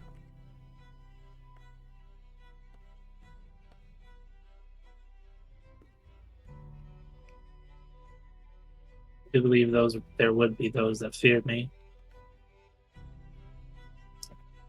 There would be those that would try to understand, but the majority of our people would fear, not in the unknowing, not understanding what I say. I want to make sure that I am understood. I am an old man, and as an old man, I have also gathered my fair share of strange information. It is something that comes with years. It is something that comes with experience. You may have had strange, big, notable experiences, but to the average person, which you will be expected to lead as a king, these are the sorts of information that you should not dismiss. You should not forget them. You should write them down. You should learn them. You should use them. Discuss them only with those that you feel will give them the warranted time and appreciation that they need. If you want to speak about spiritual things, find the priests. But if you want to speak of politics, if you want to speak of how better to lead, if you want to speak of future plans for Rubrandi, and the various kingdoms that will come of it, its children, then you need to focus on what is here and now, and not among the stars.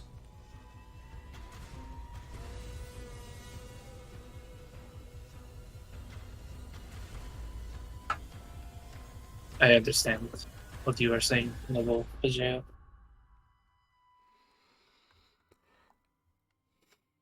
Good. Raz will stand again from his chair. And he will hold out a hand to you.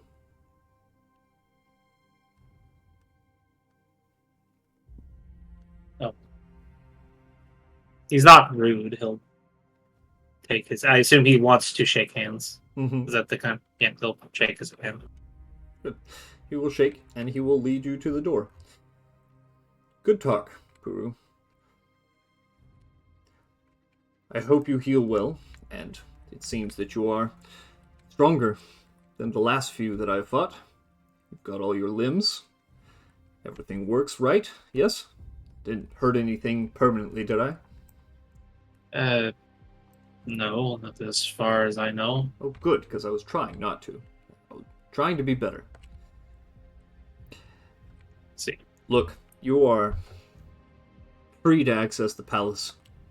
You have access to the medical wards. You have access to um, the baths if you're interested in that kind of thing. You have access to the harem. Get with Cass. She'll put you on the schedule if that's something you're interested in. But don't feel that you need to change your name. You are not like my generals. They are leaders of clans. You are a Cairo bearer. Carry yourself as one. You are free to travel the city.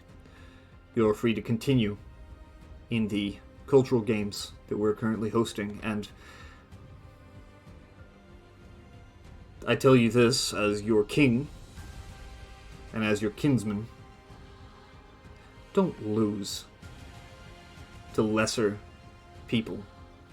You are above them. Oh, I didn't have any plans to lose. Good. I planned to win the games. When you stand before me with your wish, and you and your companions, should they prove worthy, I'm curious to see what you'll ask. And he will wave you off as he flourishes his cape and walks back to the table as you stand once again before the door. Before he gets too far away. Your Highness, Mm-hmm. if you wish to fight again another time, I'm open for it. But I'll give it my all rather than I did during that courtroom. He will grin. The fighting's not fun, Baru. If there's nothing to rip away from you. He'll sit at the table. I believe. Alright. As you do... Yeah, once he... Go ahead. Is there anybody outside Uh, the door? Outside the door is an empty hallway. Alright. Door shut. Immediately hand on the wall, like... It's just like, oh god, that was so exhausting. Yeah, just like the heavy breaths, like, oh god, that was so exhausting. The burden. Alright, where will you head after this?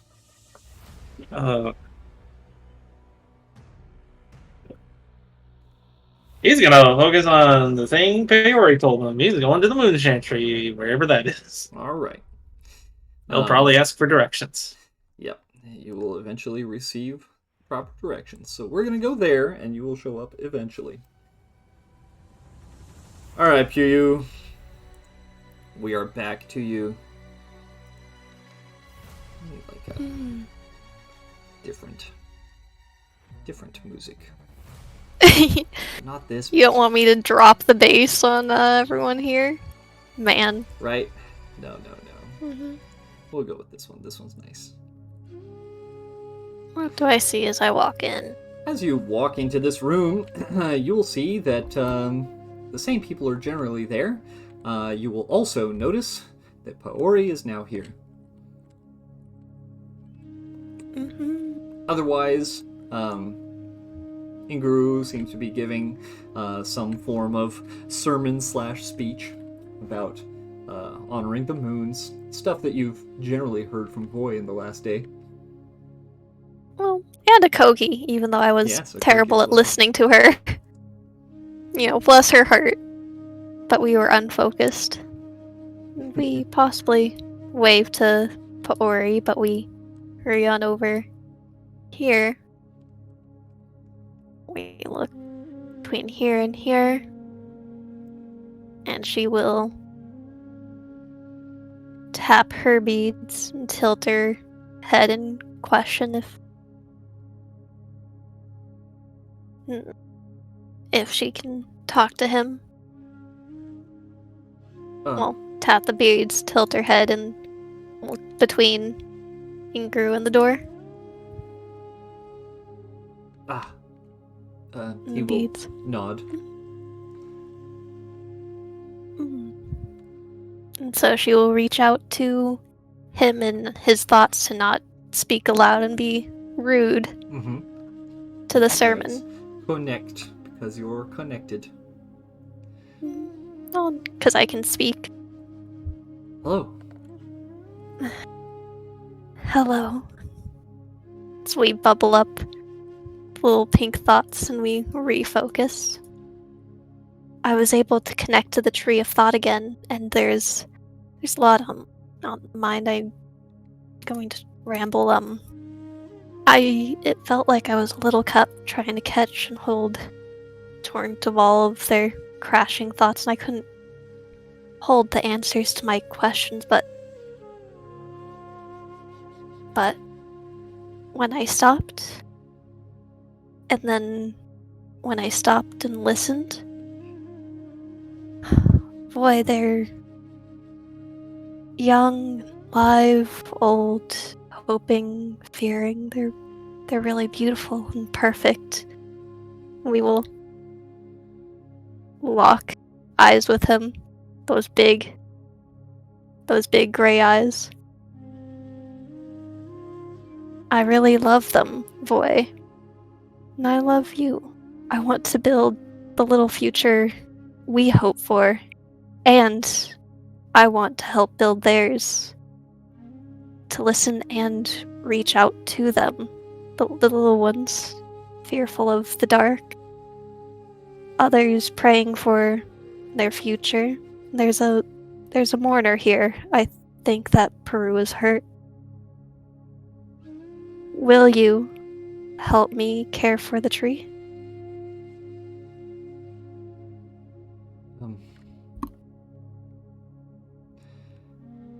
If you think that's the right thing to do, then I'll do it with you. Are you worried? No. It can't be. It can't be two. I don't know. But I'm willing to give it a shot.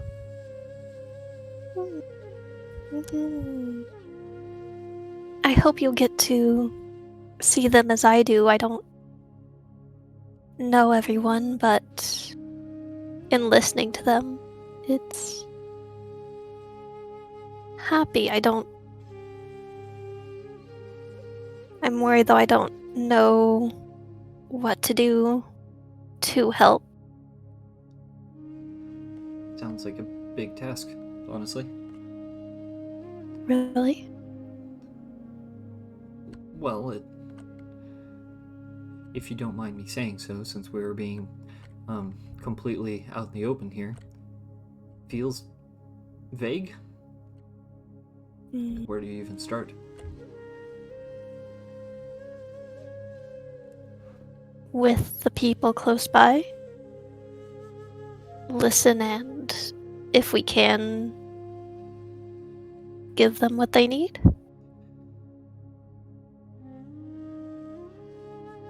Well, you might be more perceptive than I am, but the ladies behind me have done nothing but giggle and whisper amongst themselves this whole time that I've been in here. I am not going to go talk to them. I think I overheard one of them, and I don't want to know. Okay. I am not as able to hear as you are outside of that, and it was a lot to take in everyone, but I guess it's a start. Let's try and shine for them something. We will nod and break the connection. We will get up and set ourselves back over here. Oh, no. There we go. As you do. Oh, hey. You will notice this lady come out from this door. come over here, whisper something to this guy, who will nod, and then they will both go back through. Whoops.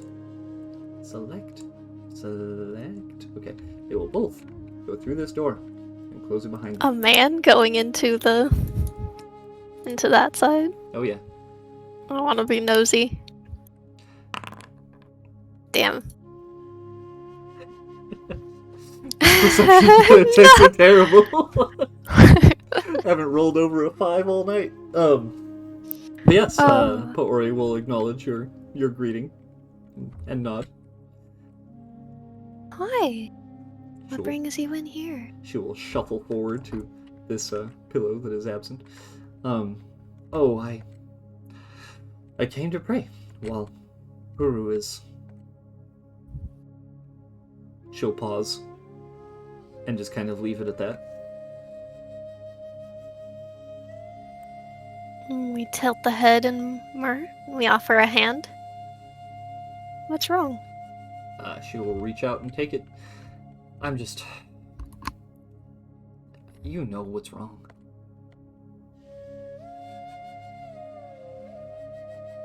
He's being trouble again, isn't he? He's Puru. And I don't know if I'm strong enough to handle Puru. I'm starting to think that maybe I'm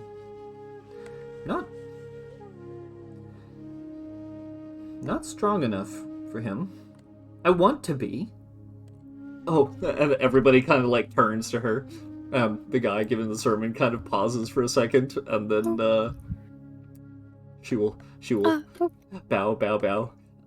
I want to be. Maybe.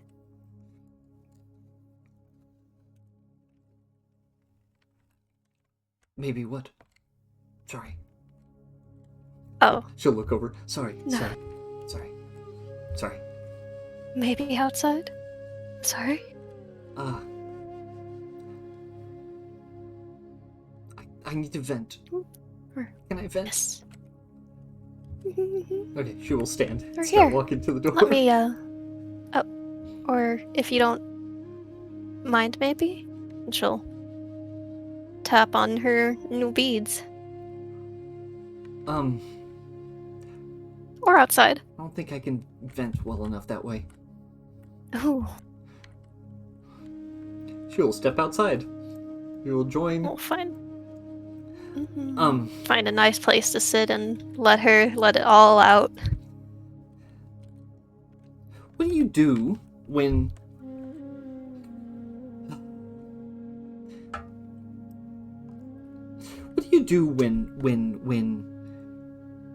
you go over a plan, you share your ideas, you go back and forth with somebody, right? Let's say in this case, a man who you love, who you think is great, and you both have this great plan, and it's going to be so cool, and so it'll work, right?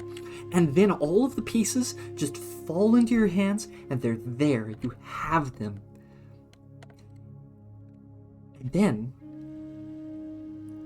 he throws the plan out the window. Poof! It's gone. Makes a little crumpling paper shape with her hands, and then throws it away. Gone, just like that. It's just gone. I don't know what's happening now. I don't know what's going on. He's up in the palace. He might be going to talk to the king. Everything has changed. He doesn't have the sword anymore. What is going on? I'm freaking out. Please say something to keep me from freaking out. And Q sniffles and wipes a tear from her face as she nods, and I feel a little bit of that, and goodness, I was going to start with just telling you to find a stick and whack him, but Do you think that would work? Really? Should I find a big stick? It might help. I'm not very big. He's way bigger than I am. I think Yes. I smack him in the it's- knee hard enough, maybe he'd get the idea. No, and I'm just trying to process because you and Voy both undersell yourselves and a lot stronger than you think you are, but and Peru has his plans that I'm not underselling I'm guessing myself. didn't well. Pardon my saying so, No, but you were worried that you weren't strong enough. Pyu, I was going to be a queen. Oh? I was going to have a clan. Puru was going to be the figurehead. He was going to swing his pretty sword around. I was going to have a huge family. I was going to be on top. I was going to have everything I've ever wanted. And now... What? Now I'm just... She'll slump down to the ground and hug slow her down. knees.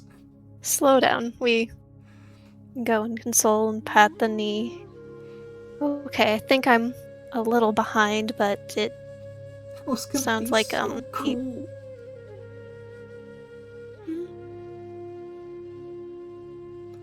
No, and that's a big dream, and and what did is Peru not aligned with it, or I don't know. I don't know, Pyu. I'm telling you, I have no idea what's going on through his head right now.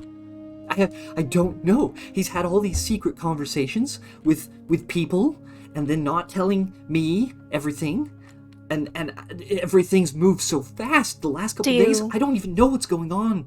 Ooh. Breathe. Do you yeah.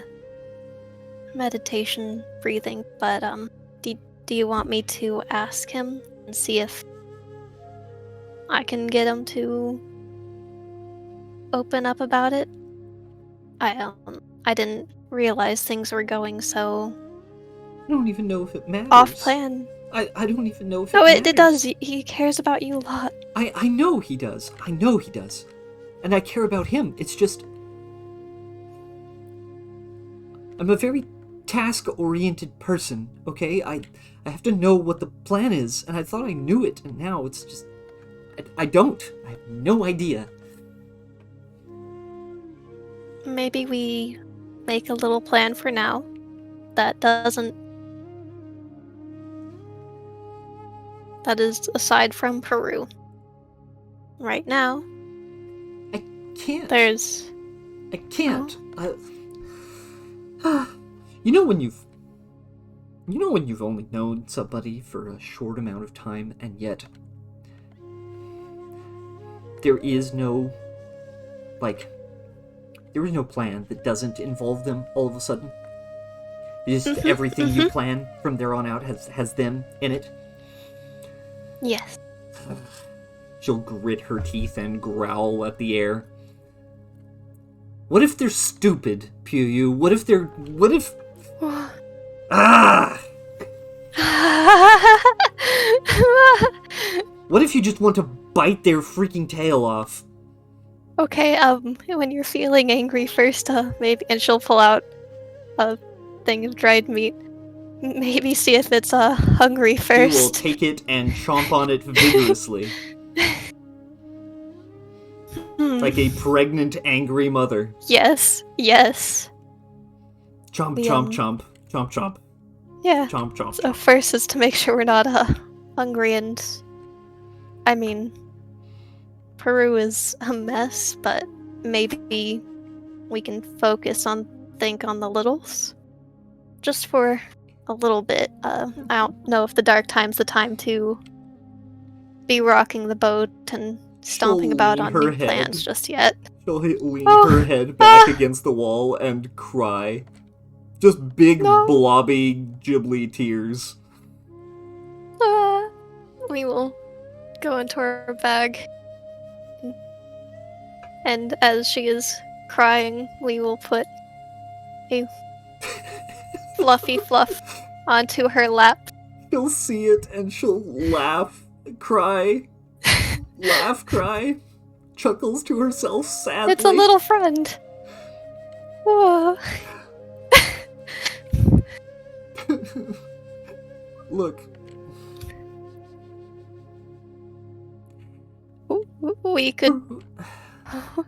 We could bath them together. Pooh has so much potential. He's Yes. super smart sometimes, and then he'll turn around and just blah. Mm. I don't know. I don't Well, get it at all. It's so confusing. he's unfocused, and that's why I was thinking and invited him to come to the moon chantry. See, she sort of pokes at her pack. He said he was going to be here. And as you say these words, who would show up but this guy? As he saunters his way through the dark on the way to the moon chantry. Does he run away from his crying pregnant wife? Prue, make me a perception check, and it better be freaking good. Do I have advantage? No, This is Bravery. you absolutely do No! not. Oh my god. No! No! Alright, with a 6. As you waltz your way up to the moon chantry, perhaps thinking very deeply about the conversation that you just had, you will get to the ornate doors and put your hand to them as you're about to push open when you hear the weeping over here. Both of them have noticed you. They are watching you as you stand in front of the door. Can I tell who's weeping? Oh yeah, you can see them both. Their eyes are sharp and slightly glinting in the dark. She is weeping. She has like a little bit and is sort of standing over Poery with a plush in her lap. Alright. Paori upon will seeing that- scowl at you.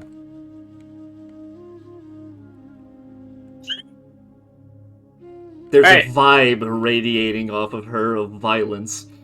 Kiryu looks at a stick. His first response in seeing that? In front of Peori, on his knees. And... She will slap you in the face. Please take 1 emotional damage. Ow. Puru, you're Yes, late. Peori? She will stand, tear stained, fists balled up at either side of her. Her tail twitches. She will grab you by the ear and start dragging you into the chantry. He'll be crawling It's on good his that you were knees. able to Wash. come here. Uh, Like this. so And Puyu starts to wash her hands and spritz the water he'll, and wipes her hands on the towel. he'll mimic the motions. Paori will tap Wash, her wash, feet wash. impatiently. Dry.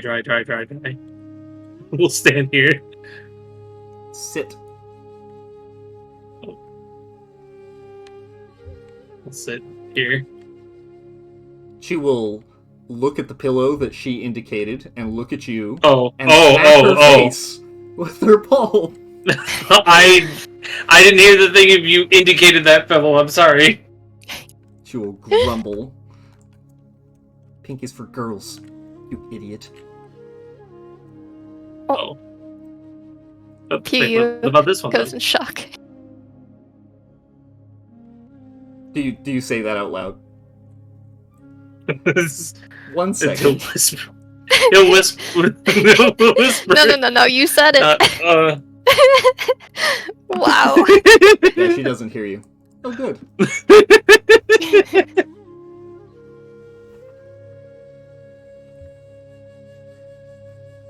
Pori will look at you and then close her eyes and make a aggressive nodding motion.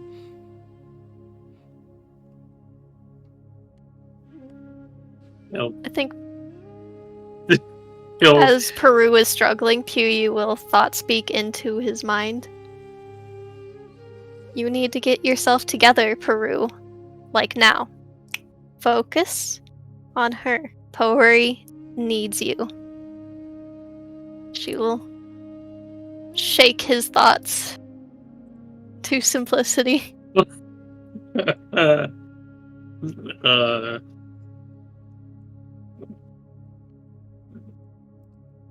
Alright, he'll make Peorian sit there with his eyes closed.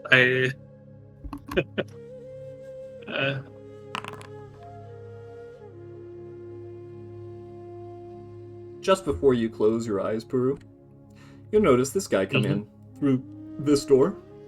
Notice you lock eyes with you for a second, and then gasp. And then run back through this door. Okay. And still in his mind, Peru, what is your plan? You've upset Paori a lot. Well, a lot of things have happened. I was hoping to spend a day with her and work things out. She is suffering a lot. Spending time is good, but I think she needs direction more. Ori will extend a hand and tap your thigh, Peru, and then point at her beads, and then point gently at your head. Yep. You need to figure out your direction, and she needs direction with you. A rock can only roll one way. Smack. Smack. He's doing it. Aha! Took you long enough. Distracted. Some. Yeah. She will do a quick glance around the room.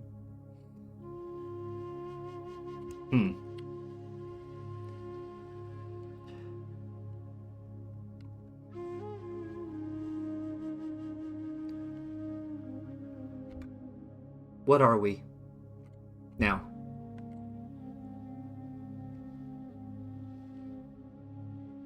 What are we? Is in our relations? No, you idiot. Our relationship stays the same. I love you, you love me, whatever. Okay, move on. What are we? Are we fugitives? Are we running away? What? Oh, What are we, No. Peru? we're. I'm a Kyoral wielder. At least that's what I was told. You will feel her mind turn purple with frustration. God, I don't know. Oh God. What's wrong, Peru? Out of my head. Are you? Oh my God. Let me handle this. Get out. You can't Telepathically hear bats. Pori, I think. Oh, is Pori able to speak to her? Because I think I'm only connected to Peru. Peru's doing She's weird stuff. You're both in there. Bap, bap, bap, bap, bap, bap, bap, bap, bap. She can hear anything that he hears currently. Oh, okay. So, okay. We'll return to our thoughts.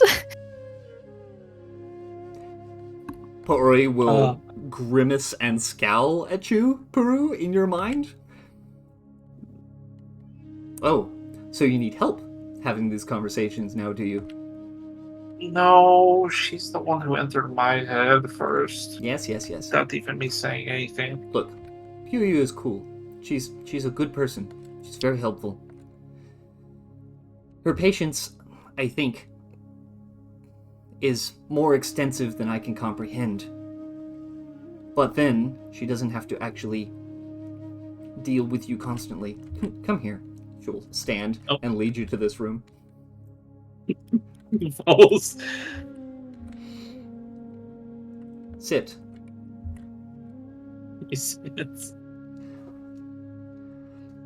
And she will lead you through the motions of how to play Kumozai. As you take deep, rhythmic breaths.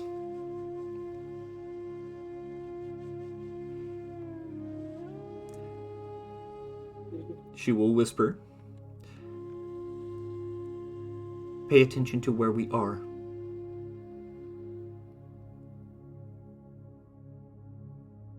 Okay. Pay attention to what is around you, the people, yourself.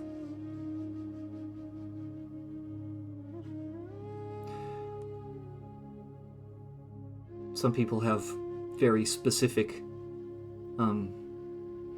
motions that they go through to center their minds, but I don't think those would help you. No offense. Untaken.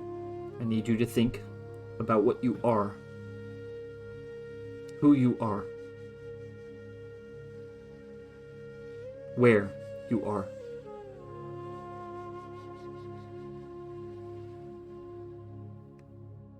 And then focus and ask Mozai to strengthen that part of you.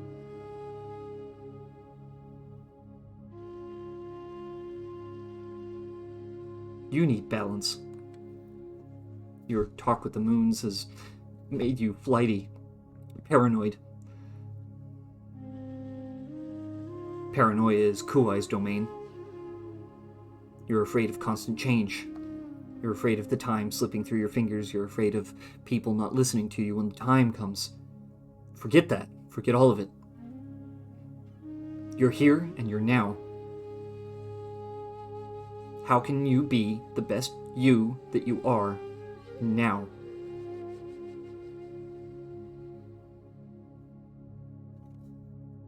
And she'll make little scooting motions. Go over there.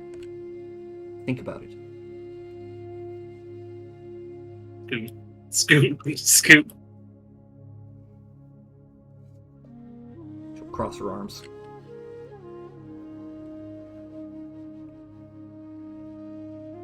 I'm thinking, alright. Stop panicking. I'm going to leave your mind now so that you can think on your own. Whatever you do, don't think about tomorrow.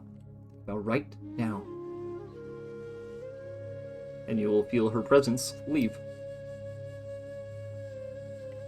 She will lean back against this wall.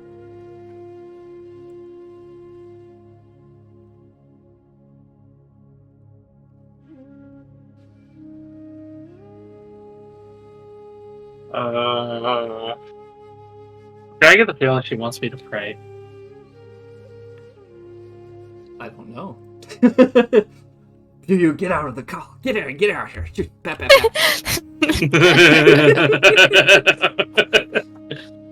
I'll let you think about that for a second. We'll go over here. Alright, Pyu, what you got?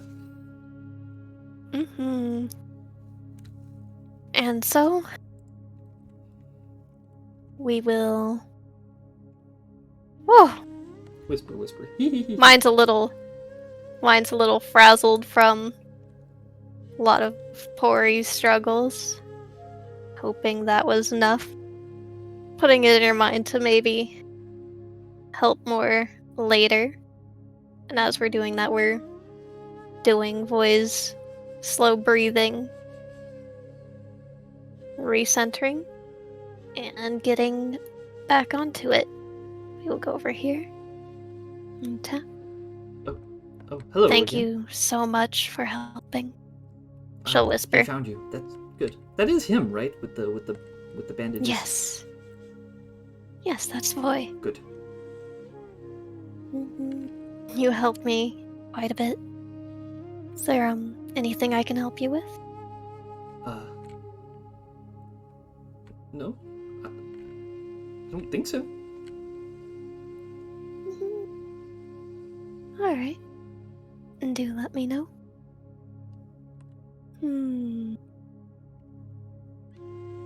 Where to go? Okay. Oh, no, sorry, that was Tarivi. She will disengage. Action. Disengage from this conversation. Yes. Wee! She can't take an A up. Hiya! Escape. Argument deflected.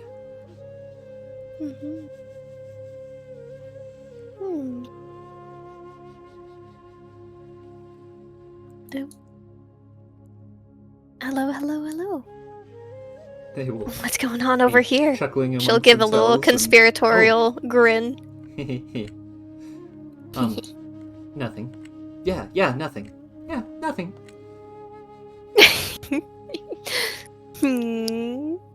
Give a little cat side eye. Nothing. It's a shame. Oh, no. Is it? Shush, Hmm? she's trying to trick you into talking to her. There's so much exciting going on in Rondi. To have nothing going on. Oh, yes, Um. actually, there is. Quiet, shut up.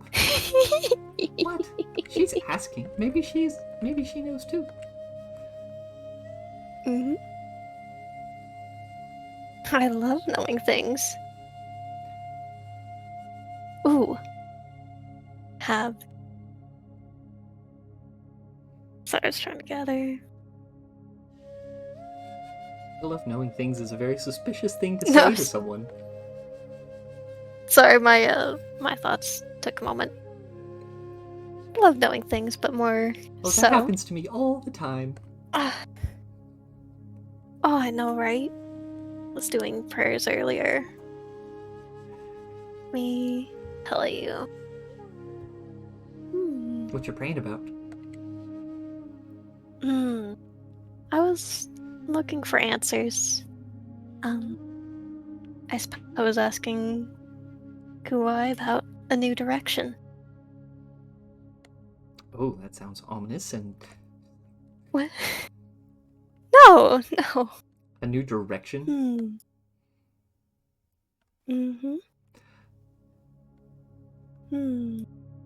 How to? Ooh, it's the moon of change. What are you trying to change? Yes. What are you hoping will change? She'll kind of move up curiously. Well, I suppose I was already on a roll of change that I was greatly enjoying and think I might be approaching my place, but I was asking for a little bit more to it in that I've been growing into myself and more confident and really basking as I've been participating in the tournament and discovering a lot more of Oh, who I am. I know you. You're the, Yeah. the Pecora girl, the one with the Yes. yes. Yes, You guys did really well. That was very cool. Oh, it was so much fun. Oh yes, Vishad was And very excited to see you guys win. He's been rooting for you the whole time. really, oh yes, because I think he's Peru's friend. Yes, he also talks about Points over there. the Gidon, Bojo, and the priestess Akoki. He's very good friends with all of them. He's been hoping My that you guys goodness, will win the Boj- whole tournament, and he's he bemoans not joining the team, and he bemoans not being picked for it. But at the same time, well, he's been Didn't busy. he win last time? Well, He's already a champion. Well, he competed a little bit in some common ball, but that's about it. Mm-hmm. Oh, but he already does so well for himself, and I think even Vishad could see that this might be a better path for Peru and Bojo. And let me tell you, Bojo is the best. I mean, yes, Gidon, you still have to be wary of some of them, but he is an absolute delight. And I think that these games have been inspiring him to want to do more in Rubrandi. I will say it has been interesting to see a Gidon, or more than one. 2 of them. You have another in your team, don't you? Yes. Yes. It's been interesting to see them interact and actually follow a system with rules. Unexpected. Yes, and Honestly, I it's would be cautious been a around great them all the exploration. same. If you don't know them, definitely be cautious of the ones in the wild, but I think that this is an interesting, and she points towards new direction, because in being able to sit down and talk with them and hear them, listen to them, been able to learn that they have a chant in them too. That we're not so terribly different necessarily. Make a persuasion check.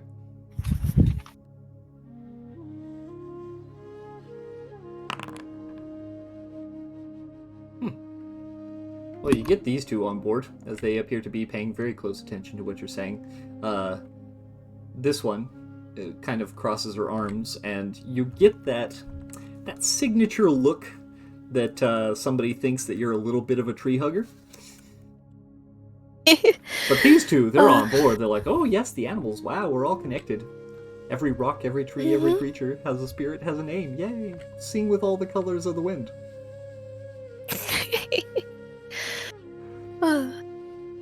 And you know what? She'll nod and accept a judgment. I mean, it's hard to deny, since she's literally been climbing up and down the tree, asking it questions and visiting all of the creatures in their minds. At some point, you just have to accept the allegations, and you know what?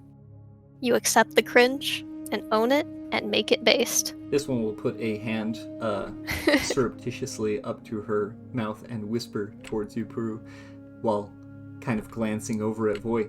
So, are you here? Are you here praying about maybe thought speaking? Well, I did have a prayer for thought speaking, but I think you're talking on something else. Yes, you seem close with him, and are you together? Or have you made it? Tail. We definitely have to bring down These two's the eyes voice are and like pull them observing in you. too. Definitely bring down the voice and doing our best to not leak out all the thoughts. Everybody around occasionally looks back at you guys as you're like whispering and giggling.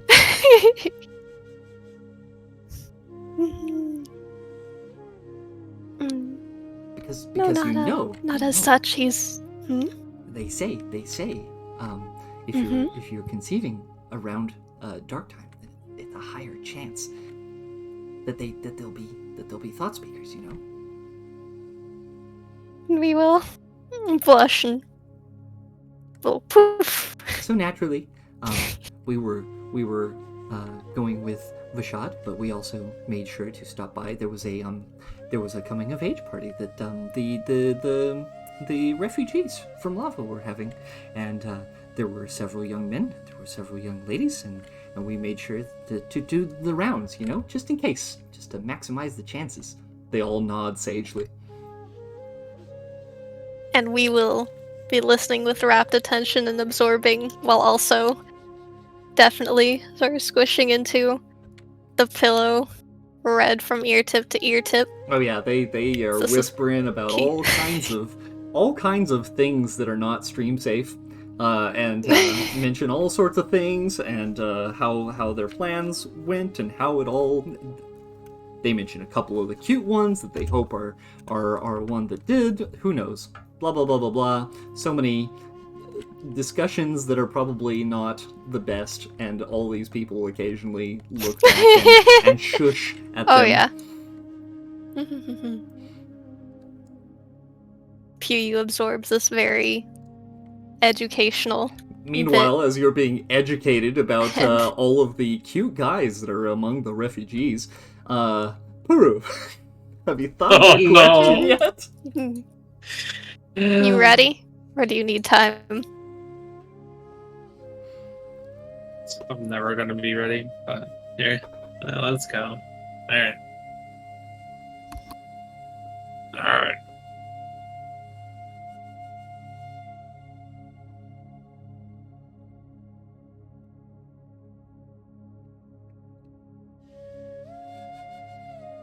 Mother of our people, goddess of space, preservation, the here and the now.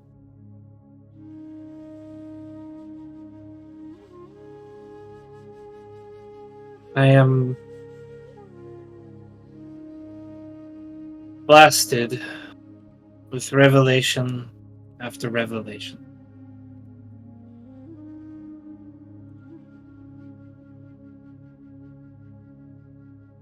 I have had my goal in my hands, and I have lost it. But now it seems pointless.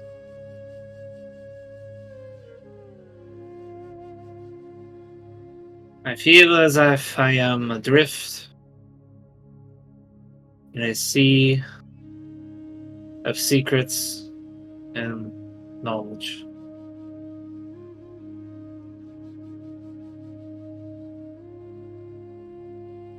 I am unsure when I will find land to stand upon.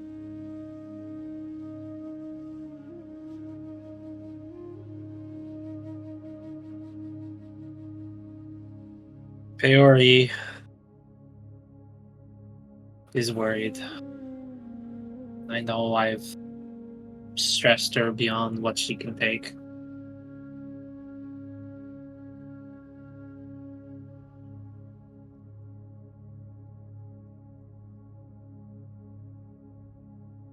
And she has asked me what we are. What am I going to do?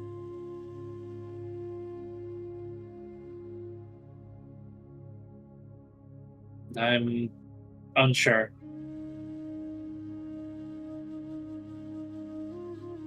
Unsure if I should stay, walk the path that is led before me, or if I should find my own, walk a different path.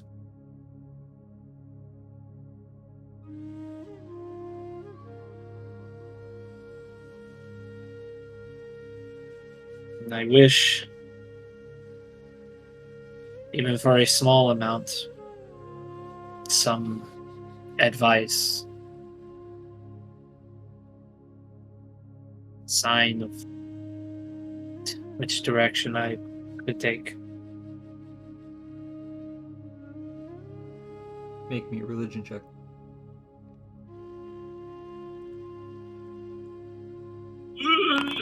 Seven. Mosai is silent at this time.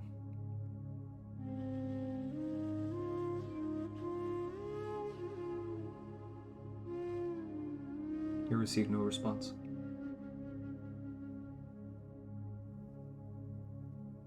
and are left alone with your thoughts.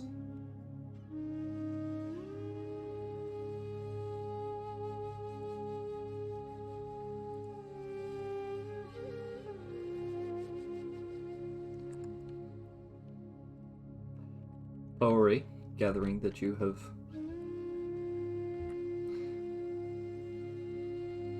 finished, will lead you from the room.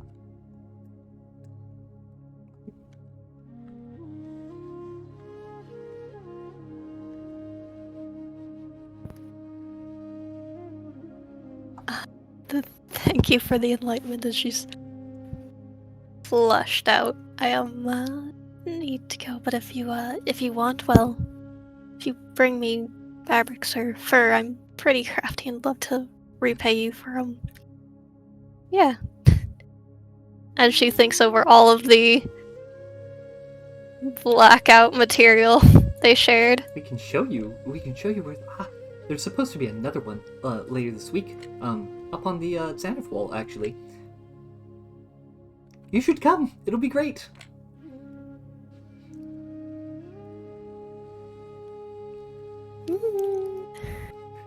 She just looks for. Unless she'll kind of glance over at Boy. You're not a lifer, are you? I don't. You're really don't think pretty. so. I You don't make really know. pretty babies with so many other boys. No, I don't think so. I don't know, but right now I just want. Think you're scaring her? What? No, I wouldn't do that. Actually, you tend to be just a little bit intense sometimes. Don't worry about her, Miss Pugh. It is entirely your choice. You can do whatever you want. Of course, the right thing is to just have so many, many, many children. Yes, build a tree! As she raises her voice, everybody around turns and shh. Shh. Paori will She nods with blush as she leads Peru over to the upper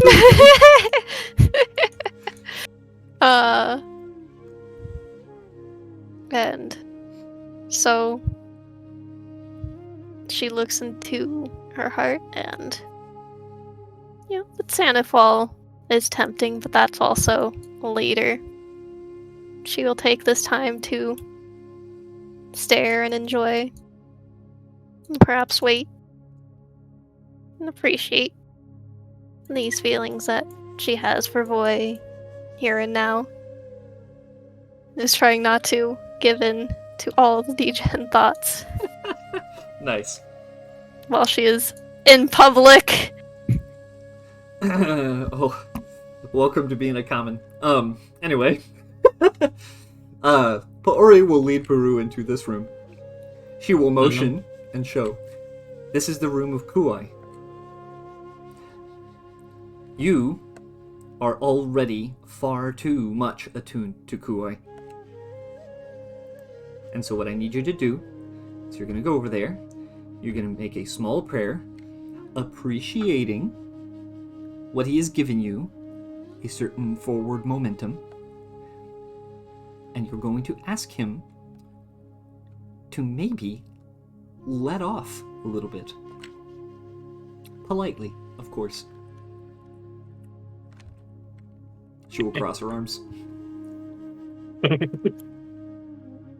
Come over here.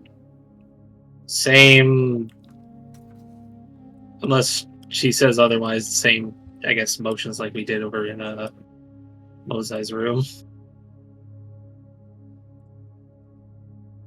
She'll shrug. And rub the bridge of her nose.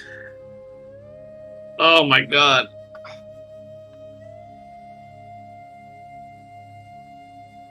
Alright, how do I say this?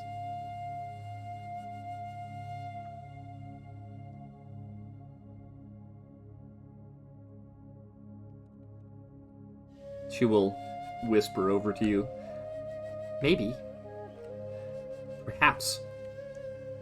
Pray that the motion that you are obviously drawn to, which is a good thing, that it focus in a direction rather than multiple. Ask Kuai to bless you with focus.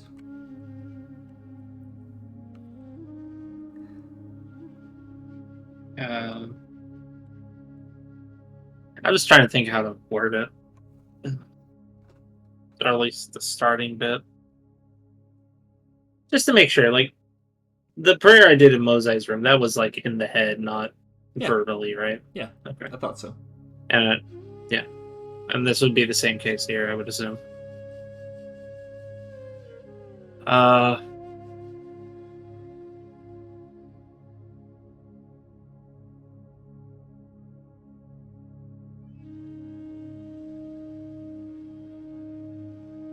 Father of our people, God of time, of progress, and what will come.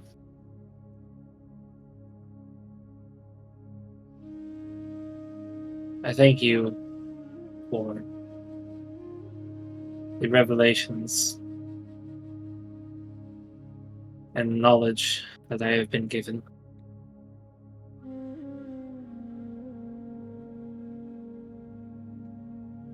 I thank you for giving me purpose.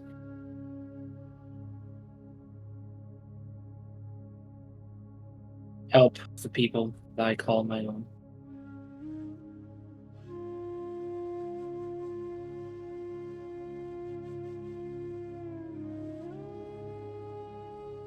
The path before me continues. Weave and woe, to twist and turn, and to split.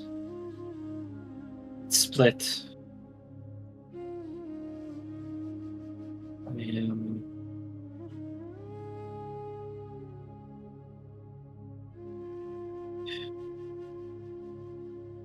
overwhelmed by all the possibilities in front of me.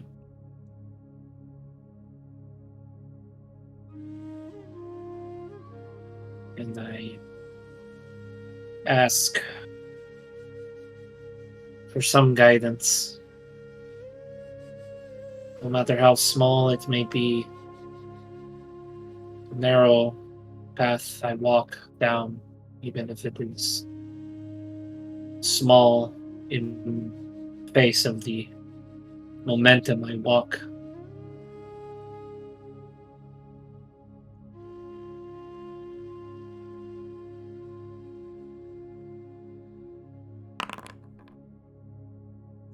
Make me another one. Okay. God. You have a bardic inspiration, I think, because I did send that to you. Yeah, I remember if that. you want. I'm not using it. Okay. So it stands.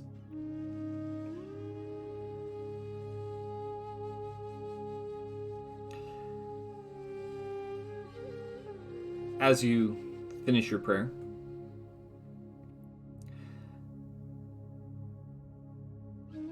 you can almost feel the room tense around you. Paori will shuffle her feet and uncross her arms. The swirling, twisting, balancing act of the altar of Kuai seems to sharpen as all the attention in this room falls on you.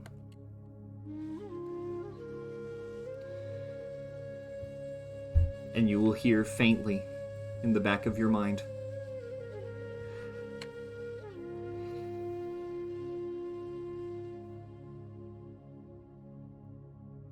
focus.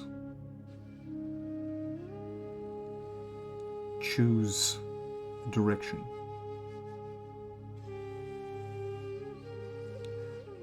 And focus.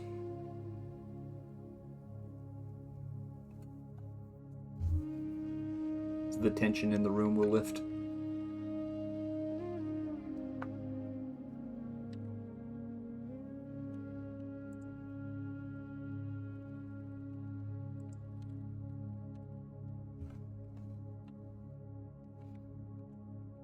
Like a deep breath, long, holding it in, and then a long exhale.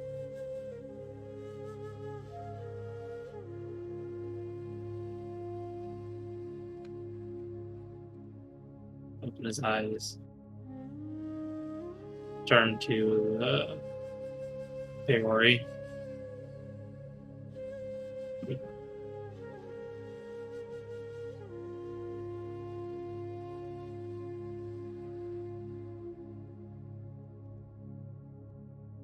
We should go home.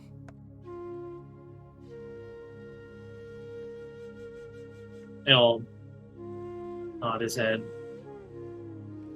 over, hold out his hand.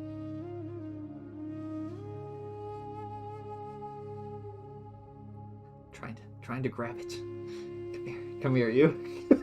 Oh, good. Oh! Alright. She will step out. She will glance over at Puyu. It doesn't take much insight to see Puyu melted or very pink and staring and wow. She'll raise a hand to her mouth and obscure a chuckle as she leads Baru out of the chantry. Take him away from the harlots. As they leave, these two... Hang on. These two will come back in, look around. They'll ask Kohi, "You seen a roe, white hair, kind of glistening?" "Oh yeah, he was just here. He's gone. He's left." "I will." "No, we'll wait. We'll wait until he comes back. I'm sure he'll be back. He was with the priestess after all." They will return back into the room. Editor's note: he never did. He never came back. Alright. Oh. You guys are gone. Do you? Anything else you do in here? I see. Mm-hmm. You know, she would like to help people at the moment, but for now, it is time to...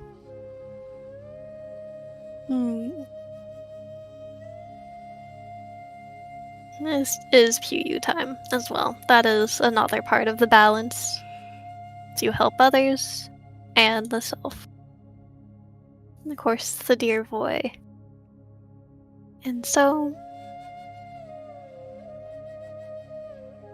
we will swish the tail to tap it against his, and we will leak back his thought, his wish for a small and simple life. Surround the thought in cute flowers and sparkles. And look over. To see if she can catch his attention. You will feel him smile. He kind of squints, one eye open at you.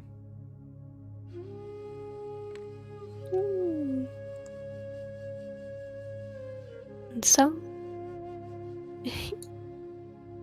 we'll give a little conspiratorial smile back at him as we await a good pause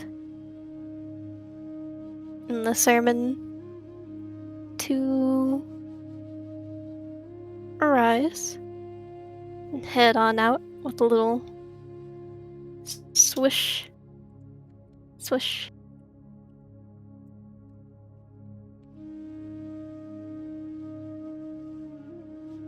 Yep. Mhm. Take the hand and head somewhere. Somewhere quieter, Somewhere quiet. perhaps. As you guys leave, searching out a quieter place. Darktime Does he have anything to say? Ooh. starts to reach its apex. The tree seems to be even darker. All the better to be quiet and close. Enjoy the moment as we will hold the arm, but also bring it in to lean in. And as you lean in Sometimes place the head on the shoulder. and think of the time ahead and everything that's gone on, all of the encounters and the people, and poor Poery. That's where we will end this session, and we'll pick it up next time. We will help Pori more next time. Thanks, I need the everybody. doctor! Bye-bye. Perfect. No! Yes.